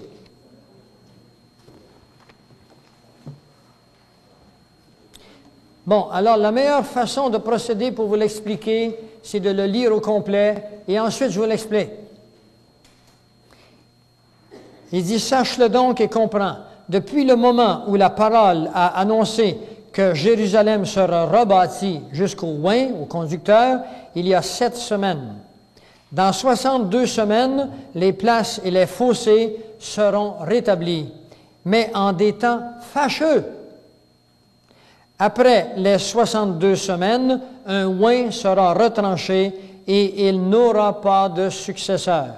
Le peuple d'un chef qui viendra détruira la ville et son sanctuaire, et sa fin arrivera comme par une inondation. Il est arrêté que les dévastations dureront jusqu'au terme de la guerre. Le verset 27. Il fera une solide alliance avec plusieurs pendant 1 semaine, et durant la moitié de la semaine, il fera cesser le sacrifice et l'offrande. Le dévastateur commettra les choses les plus abominables jusqu'à ce que la ruine et ce qui a été résolu fondent sur le dévastateur. J'explique. Prenez votre petite feuille, regardez en haut, c'est la prophétie des 70 semaines de Daniel que vous trouvez au chapitre 9, entre les versets 24 à 29. Vous trouverez cela dans Isaïe 61, entre le verset 1 à 4. Qu'est-ce que dit Isaïe? Il dit, il t'a été donné un temps de grâce et un temps de colère. Un jour de grâce et un jour de colère. Luc 4, verset 17 à 32, vous le verrez là aussi. Alors, il faut que vous alliez complètement au début, ici, la captivité à Babylone. Prenez vos feuilles, regardez ou au tableau, si vous le voyez bien, la captivité à Babylone. Au moment où Gabriel apparaît à Daniel, il est avec les Juifs captifs à Babylone. Et puis, il dira à Daniel qu'il y a 7 semaines, et 70 semaines ont été données sur ton peuple, sur tout le peuple juif qui est l'horloge de l'humanité. 70 semaines de temps en tout. Chaque jour de la semaine est égal à 1 an. Le code nous vient de Ézéchiel 4, les versets 1 à 6. Pour chaque année, pour chaque jour, je te donne 1 an. Ézéchiel 4. Alors le code, c'est chaque jour est égal à 1 an. Donc 7 semaines, ça fait 7 jours par la semaine. 70 semaines, ça fait 490 ans. OK? 490 ans. Suivez-moi. C'est extraordinaire ce que je vais vous révéler après-midi. Ça vaudrait la peine que vous soyez venus juste pour ça. Si vous ne seriez pas arrivé ici en retard le matin. André, il est en retard.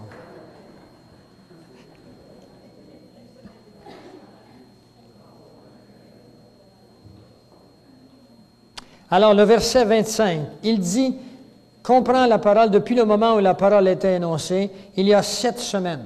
Alors, je vous explique en contexte maintenant. Nous sommes actuellement à Babylone, et c'est Darius qui est le roi des Perses. Il y avait le roi des Perses qui était Cyrus et le roi des Mèdes qui était Darius. Excusez-moi, c'est Darius.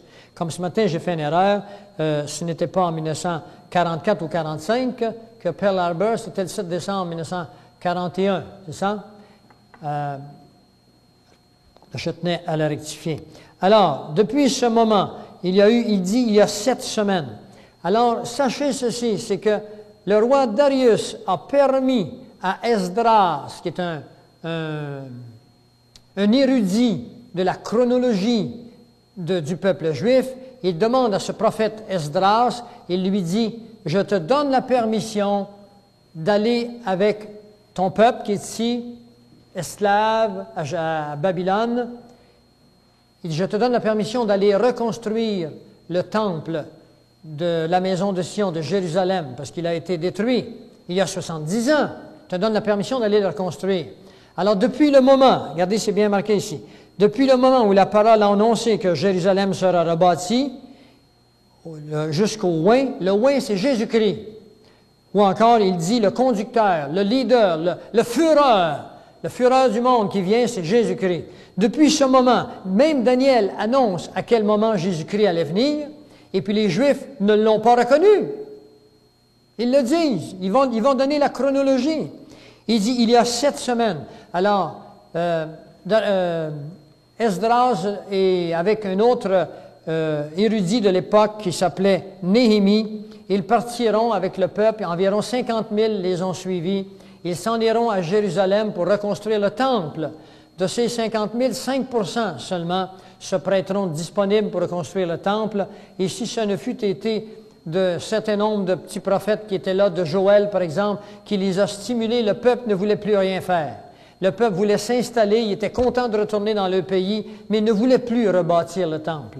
Et ce sont des prophètes comme Joël, comme les petits prophètes, qui ont poussé, qui ont motivé, ils disent « Allons et construisons la maison de l'Éternel ». Eh bien, il y a un chant là-dessus, un chant chrétien. Et il s'agit ici de la vraie maison de Jérusalem qui avait été détruite 70 ans au préalable. Eh bien, il y a eu 7 semaines. Et les historiens vous diront que lorsqu'on a fini de rebâtir Jérusalem, ça faisait 49 ans qu'ils avaient quitté Babylone. Alors, 7 semaines, ça fait 7, 49. Ça faisait 49 ans exactement. Maintenant, il dit ensuite, dans 62 semaines, les places et les fossés seront rétablis, mais en des temps fâcheux. Ce qui veut dire que sur votre feuille, vous le voyez actuellement, la restauration de Jérusalem se fait dans 49 ans ou 7 semaines de 7 jours, chaque jour est égal à 1 an. Il y aura 62 autres semaines silencieuses. Ça veut dire qu'il n'y a rien de spécial qui va arriver. Il y a eu 434 années. Le dernier prophète s'appelle Malachie. Et il n'y a presque rien qui arrive au peuple hébreu dans ces 430 ans. Alors, si vous additionnez 62 semaines plus 7, ça fait combien? Ça fait 69 semaines. Alors, qu'arrive-t-il? Il a pourtant bien dit, Gabriel a dit à Daniel, il a dit 70 semaines de temps ont été données à ton peuple. Et il n'y en a que 62 semaines. 69 semaines. 62 plus 7 égale 69. Et là, vous avez la chronologie des choses. Qu'est-ce qui arrive? Eh bien, le oint arrive. Il dit 62 semaines jusqu'au oint. Et c'est Jésus qui se présente à la 69e semaine de temps. Et puis, qu'est-ce qu'ils font de ce oint, de ce Messie? Eh bien, le jour qu'on appelle, nous, le jour des rameaux, ou le Palm Day, le jour des palmes, eh bien, Jésus entre à Jérusalem, souvenez-vous-en, sur un ânon. Est-ce que vous savez pourquoi il est rentré sur un ânon et non sur un cheval blanc? C'est parce que Jésus est Dieu. Et dans sa divinité, il connaît toutes choses. Il sait que le peuple va le refuser. Il entre sur une petite voiture. J'allais dire une Volkswagen, mais au lieu d'entrer en Cadillac comme les rois ou dans une Rolls-Royce, il rentre en Volkswagen sur un ânon. Mais ce n'est plus le cas. Volkswagen, les autos coûtent plus cher que les Cadillacs. Alors, je ne sais plus que dire, moi. Une Lada! Il entre à Jérusalem en Lada. Il rentre sur un ânon. Et là, les gens disent « Hosanna ». Vous savez ce que ça veut dire, Hosanna? Béni soit celui qui vient au nom de l'Éternel. Et Jésus, est-ce qu'il va être béni, vous pensez? Eh bien, quelques jours après, celui-là qu'ils acclament, ils le crucifieront, et c'est pour ça que vous voyez la croix qui est là. Les 69 semaines de temps se terminent avec la crucifixion. Je vous dis ceci en passant. Les chronologistes ont découvert que depuis Esdras, le jour où Darius dira à Esdras d'aller construire le temple, jusqu'à l'entrée de Jésus à Jérusalem sur un ânon, qu'il s'est écoulé 173 880 jours.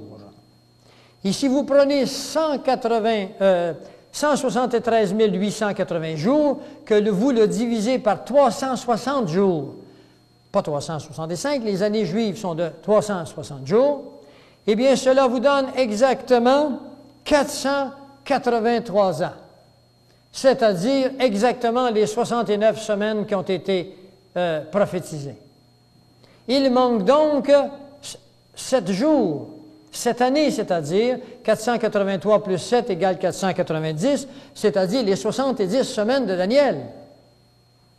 Sur ton peuple, qu'arrivera-t-il? Eh bien voilà, qu'avec la croix que vous avez, commence une période qu'on appelle le temps de l'Église.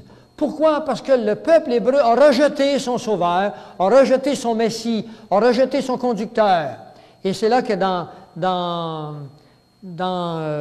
les Actes et dans Jean, vous verrez, Jésus dira, n'allez pas vers les Samaritains, n'allez pas vers d'autres pays, allez vers la nation d'Israël d'abord. Et comme ils le refuseront, il dira, allez vers les païens. Vous n'avez pas voulu de moi, alors il dit aux apôtres, allez vers les païens. Et les païens institueront cette nouvelle alliance qu'on appelle le temps de l'Église. Et c'est le prophète Osée qui nous donne le temps de l'Église, c'est-à-dire 2 jours. Mais les jours dont il est question sont des jours de création, et non pas des jours à l'intérieur du contexte ici. Le psaume 90, le verset 4, nous dit, « À tes yeux, aux yeux du Seigneur, un jour est égal à 1000 ans. » 2 Pierre 3, 8 nous dit, « Sachez, frères, qu'aux yeux de Dieu, un jour est égal à 1000 ans. » Et le prophète Osée nous dit, « Dans 2 jours, il nous relèvera. Le 3e jour, nous vivrons. » Ce sont les 2 jours du temps de l'Église, 2000 ans. Et le 3e jour, c'est-à-dire durant le millénium, le 3e millénaire, commence alors le temps du peuple hébreu. Les Hébreux domineront durant les 1000 ans qui viennent. Mais pas l'Hébreu qui n'est pas chrétien. L'Hébreu qui n'est pas chrétien, il sera foutu, pareil comme tout le monde qui n'ont pas accepté Jésus. Christ a des promesses physiques pour le peuple de Dieu qu'ils vont bénéficier, qu'ils soient croyants ou pas. Mais pour pénétrer, pour être sauvé dans le royaume des cieux, tout Juif doit, comme vous et comme moi, passer par le seul passage qui s'appelle Jésus. Accepteront-ils Jésus selon vous? Eh bien, vous irez dans Zacharie 12 et vous verrez qu'ils reconnaîtront celui qu'ils ont percé. C'est la prophétie qui nous le dit. Au milieu des tribulations, après 3 ans et demi, les tribulations durent 7 ans. Au milieu des tribulations, quand l'Antéchrist, cet homme, arrivera à Jérusalem, il se dira Dieu. Eh bien là, ils reconnaîtront qu'il leur a menti. Et un reste seulement, une partie d'entre eux, reconnaîtront que c'était Jésus leur vrai Messie, c'est-à-dire celui-là qu'ils ont percé.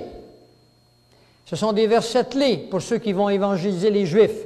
Quand je suis allé en Israël, il y avait dans l'autobus avec moi un guide qui était un Israélien, et puis on a eu l'occasion de parler souvent. Je lui ai montré un certain nombre de versets, et puis il m'a demandé d'aller parler à leur rabbin. Il m'a dit, il faut que je t'organise une réunion avec nos rabbins. Évidemment, je ne suis jamais allé, et même si j'étais allé, vous savez, les rabbins, Dieu a dit qu'ils ont le cœur endurci. J'endurcirai leur cœur, parce qu'ils l'ont rejeté. Et ce durcissement des cœurs au peuple juif d'Israël se fait également à l'humanité païenne. Dans Thessaloniciens, il est marqué qu'il leur donnera un esprit d'égarement parce qu'ils n'ont pas reçu l'amour de la vérité. Il va venir un moment où ceux qui n'acceptent pas Dieu incarné, Jésus avec sa parole comme étant leur seul sauveur, ne pourront plus le faire parce que Dieu va leur envoyer un esprit d'égarement. Ils vont commettre le péché plus que jamais. Mais il y a un jugement qui s'en vient. Alors, ici, on continue maintenant Après les 62 semaines, un oin sera retranché. Le verset 26, un oin sera retranché. Alors déjà, il était annoncé que Christ serait rejeté. Le oin, c'est Jésus, il a été retranché. Il n'aura pas de successeur. Est-ce qu'il y a eu un successeur depuis 2000 ans à Jésus-Christ? Il n'y en a pas eu, puis il ne faut pas qu'il y en ait, parce que la Bible n'en veut pas de successeur à Jésus-Christ. Il n'aura pas de successeur. Ensuite, il dit, le peuple c'est l'Esprit Saint qui remplace Jésus sur la planète Terre. Je vous enverrai le Consolateur. Chacun de vous est ambassadeur de Christ, au même titre que l'étaient les apôtres. Le peuple d'un chef qui viendra détruira la ville et le sanctuaire. Cette prophétie est arrivée. Le peuple il s'agit de Vespasien et de son fils Titus, qui étaient des généraux romains qui s'étaient présentés à Rome en l'an 68 pour y mettre de l'ordre, pour colmater, si vous voulez, les guérillas qui se faisaient chez le peuple juif contre les envahisseurs romains, comme les séparatistes au Québec veulent se séparer du Canada pour des raisons économiques ou politiques. Alors, les gens qui faisaient la guerre à ce moment-là avaient des intentions aussi bonnes que, moi je ne juge personne, je vous parle des effets, des états de choses. Et alors, le chef d'un peuple viendra, détruira la ville et le sanctuaire, et sa fin arrivera comme une inondation. Et le feu a pris lorsque Titus... Vespasien fut demandé en l'an 69 pour retourner à Rome parce que l'empereur était décédé, c'est lui qui devint empereur. Et Titus resta à Jérusalem, et en l'an 70, il détruisit complètement Jérusalem parce que c'est toute une histoire que je vous échappe, une question d'or que les Juifs avaient caché entre les pierres. L'or a coulé. Alors, les soldats ont dit ça à Titus. Il a dit, « Ah, les petits Juifs! » Alors, il a ordonné que le temple soit détruit, qu'il ne reste pierre sur pierre pour accomplir la prophétie que Jésus disait, « Il ne restera pierre sur pierre de ce temple » que vous voyez dans Matthieu et dans Luc. Il est arrêté que la dévastation durera jusqu'au terme de la guerre. Maintenant, le verset clé, pour vous faire comprendre des choses de très importantes que vous pourrez vérifier avec les journaux et la télévision, c'est le verset 27. Il y a ici, comme il y en a d'autres endroits dans la Bible, et c'est pour ça que ça prend des cours un peu, faut étudier la Bible en contexte. Il y a un gap. La Bible, à un moment donné, prenez Isaïe 61, le verset 2, il est marqué, il est venu pour délivrer les captifs, et puis ensuite un jour de grâce et un jour de colère. Il y a une virgule qui sépare un jour de grâce, virgule, un jour de colère. Il y a 2000 ans entre le jour de grâce et le jour de colère. Le jour de grâce, c'est quand Christ vient, puis il vous offre le salut gratuitement. C'est le jour de grâce. Et le jour de colère, c'est ce qui va commencer bientôt avec les 7 années de tribulation. Il y a une virgule qui sépare, mais il y a 2000 ans qui sépare. Une virgule qui sépare la nomenclature, il y a 2000 ans qui sépare le temps. C'est fort, hein? Mais il y a la même chose ici. Alors, le verset 27. « Il fera une solide alliance avec plusieurs pendant une semaine. » Ah! Là, la semaine qui manque. Jérémie et Daniel ont reçu tous les deux de l'ange Gabriel qu'il y avait 70 semaines de temps sur le peuple juif. Il n'a pas dit 80 ou 200, 70. Quand Jésus est venu et qu'il est mort sur la croix, venait de se terminer les 69e semaine de temps. Mais il a dit 70. Il reste donc une semaine à venir. L'avez-vous vu, vous, cette semaine-là de 7 ans, qui comprendrait un ensemble d'événements, un ensemble d'activités sataniques telles qu'il est décrit partout ailleurs dans la parole de Dieu? Elle n'est pas encore arrivée. Alors, elle vient, cette une semaine de temps, et c'est ce que vous voyez, les 2 jours qui séparent le temps de l'Église jusqu'à où il est marqué 70e semaine de temps. Et là, il y a 2 lignes. Puis il y a marqué tribulation. Vous avez le mot tribulation. Il y avait 3,5. Puis là, vous avez une barre qui marque l'Antichrist souille le temple. Et vous avez 3,5. 3,5 2 fois, ça égale 7. Et c'est la une semaine de temps qui manque qui va arriver à un moment précis. Et vous garderez vos yeux sur la télévision, sur la radio, parce qu'ils vont l'annoncer à peu près comme ceci. Écoutez bien ce qui est marqué. Il fera une solide alliance avec plusieurs pendant 1 semaine.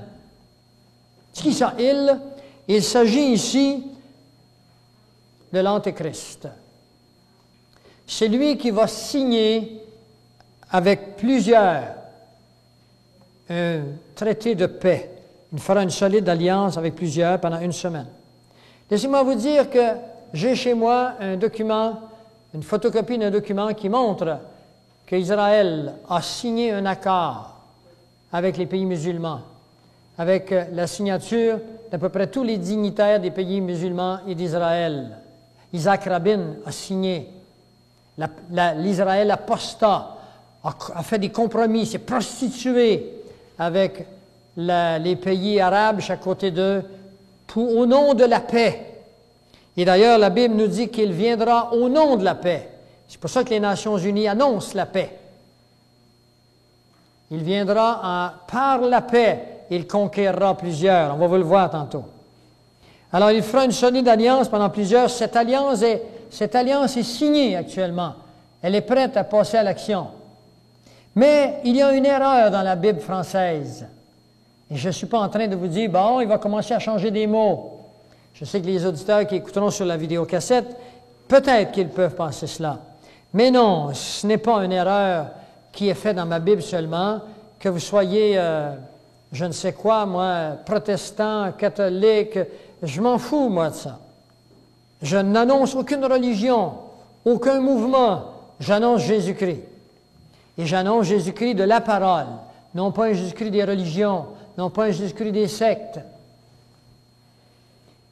Dans la Bible hébreu, il est marqué, non pas « il fera une solide alliance », il est marqué « il confirmera une solide alliance ». Mais c'est très différent. Est-ce que vous savez où est la différence? La différence, c'est celle-ci, c'est que l'alliance aura été faite d'avance. Et lui, il n'aura qu'à la confirmer. Et qui est-ce qui fera ça? Eh bien, c'est un homme qui bientôt sera placé président de la Fédération de la Terre, qui est ou la structure collatérale aux Nations Unies, dont je vous ai montré ce matin, qu'ils essaient de vous faire croire qu'elle se meurt. Elle ne se meurt pas du tout. Elle est plus forte qu'elle ne l'a jamais été. Elle s'est donné d'autres noms pour vous embêter, pour garder vos yeux ailleurs.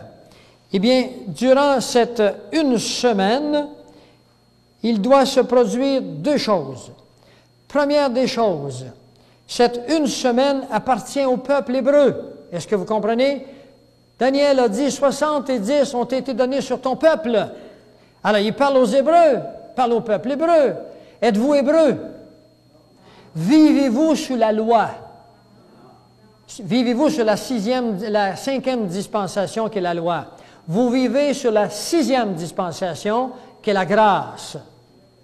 Donc, la loi ne peut rien avoir pour vous. Si vous essayez de vous sauver en étant bon, en faisant des choses bonnes, c'est la loi qui exige ça. Dieu n'a rien contre le bien, faites-vous-en pas. Mais ça ne suffit pas pour vous sauver. Ça n'a rien à voir avec le salut. Alors, vous êtes sur la 6e dispensation, vous êtes sur la grâce, et la 70e semaine se place à l'intérieur d'un contexte qu'on appelle les 70 semaines qui sont réservées au peuple hébreu. Alors, si vous n'êtes pas hébreu, les Hébreux sont sur la loi, vous sur la grâce, vous devez comprendre que la grâce et la loi ne peuvent coexister. Comprenez-vous ça? La grâce et la loi ne peuvent coexister. Donc, il faut qu'il arrive quelque chose. Que va-t-il donc arriver? Il faut que l'Église soit absente. L'Église, ce n'est pas... Moi, je suis évangélique. Ce n'est pas l'Église évangélique, c'est-à-dire l'organisation évangélique. L'Église de Jésus-Christ. Vous devez faire partie de l'Église de Jésus-Christ. Moi, je fais partie d'une Église évangélique. Eh oui, mais ça ne veut pas dire qu'il n'y aura pas des évangéliques qui ne sont pas sauvés. Si les évangéliques se conforment à la parole de Dieu, il y a des grosses chances qu'ils se conforment parce que tout l'enseignement évangélique est conforme à la parole de Dieu. Si vous êtes catholique, protestant ou presbytérien et que dans vos cœurs, vous vous conformez à la parole de Dieu, vous êtes évangélique, vous êtes selon l'Évangile. Fréquentez peut-être pas une église évangélique, mais dans vos cœurs, vous êtes évangélique. Vous êtes selon l'Évangile. Vous êtes selon la doctrine chrétienne. Mais il faut être certain que vos doctrines sont conformes. Et prenez le temps de scruter. Les apôtres scrutaient. Alors, ce que je veux vous dire, c'est que l'Église de Jésus-Christ, qui n'est pas une organisation sociale, qui n'est pas une église sur le coin de la rue, qui n'est pas une, quel que soit, c'est un organisme et non une organisation. L'Église de Jésus-Christ, c'est l'ensemble de votre attitude, de votre esprit, de votre doctrine qui est le fond de vos cœurs. Il faut qu'elle soit dans le fond de vos cœurs. Il faut que vous compreniez des choses précises. Eh bien, si vous faites partie de cette Église, qu'on appelle l'Église de Jésus-Christ, savez-vous ce que ça veut dire le mot Église? Ça vient du mot « ecclésia », qui veut dire « mise à part ». Posez-vous la question, est-ce que votre comportement, vos croyances, vous mettent vraiment à part de l'humanité qui vit aux côtés de vous? Continuez-vous à sacrer comme ça se fait dans le monde? Continuez-vous à convoiter la femme du voisin? Continuez-vous à voler l'autre, à penser juste à vous, jamais donner rien pour comprendre ce que Dieu veut de vous? Si vous faites ça, vous n'êtes pas encore né de nouveau. Il faut naître de nouveau. Jean 3,3. Quand vous aurez atteint la nouvelle naissance, à ce moment-là, vous serez automatiquement membre à l'éternité de l'Église de Jésus-Christ. Et moi, je n'ai pas envie de vous dire, allez à telle ou telle Église. Ce n'est pas mon rôle, moi. Mon rôle, c'est de vous expliquer des choses. Vous, la décision vous appartient. Quelle que soit votre décision, moi, je vous aime pareil, puis Dieu aussi. Seulement qu'on va parler de l'amour de Dieu tantôt. On va parler comment Dieu aime son peuple. Alors, vous voyez là, l'Église et la loi ne peuvent coexister. L'un est la grâce et l'autre est la loi. Donc, qu'est-ce qui va arriver à l'Église? Eh bien, il va arriver quelque chose d'extraordinaire. Ça fait partie des belles nouvelles que je vous garde pour tantôt. Vous gardez votre appétit un peu. Maintenant, regardez à côté, là, c'est fini, on achève, là. Il y a 7 ans. 7 ans de tribulation. C'est l'Antéchrist qui règne en arrivant ici. Le moment où vous verrez que la télévision annonce qu'il y a un homme qui représente les Nations Unies ou la Fédération de la Terre qui va signer un accord avec Israël, eh bien, préparez vos valises. C'est fait. C'est là qu'arrive un événement extraordinaire que je vais vous parler tout de suite après. Cet événement extraordinaire, vous devez y participer. Et après ces 7 années de tribulation, commence Matthieu 25, c'est-à-dire le jugement des nations. Et là, Jésus-Christ revient sur la planète Terre, vivant. Vous le trouverez dans Actes 1:11, dans Apocalypse 16, dans Apocalypse 19, le verset 11 à 17. Et là commence 1000 ans de paix sur la planète Terre, sans maladie, sans guerre. C'est une ère extraordinaire où la science sera révélée à l'homme comme elle ne l'a jamais été. Vous verrez ça dans Apocalypse 20 à 22. Apocalypse 20 à 22, une ère nouvelle. Maintenant, on prend une pause de 10 minutes maximum, et là, je vais vous montrer des choses extraordinaires.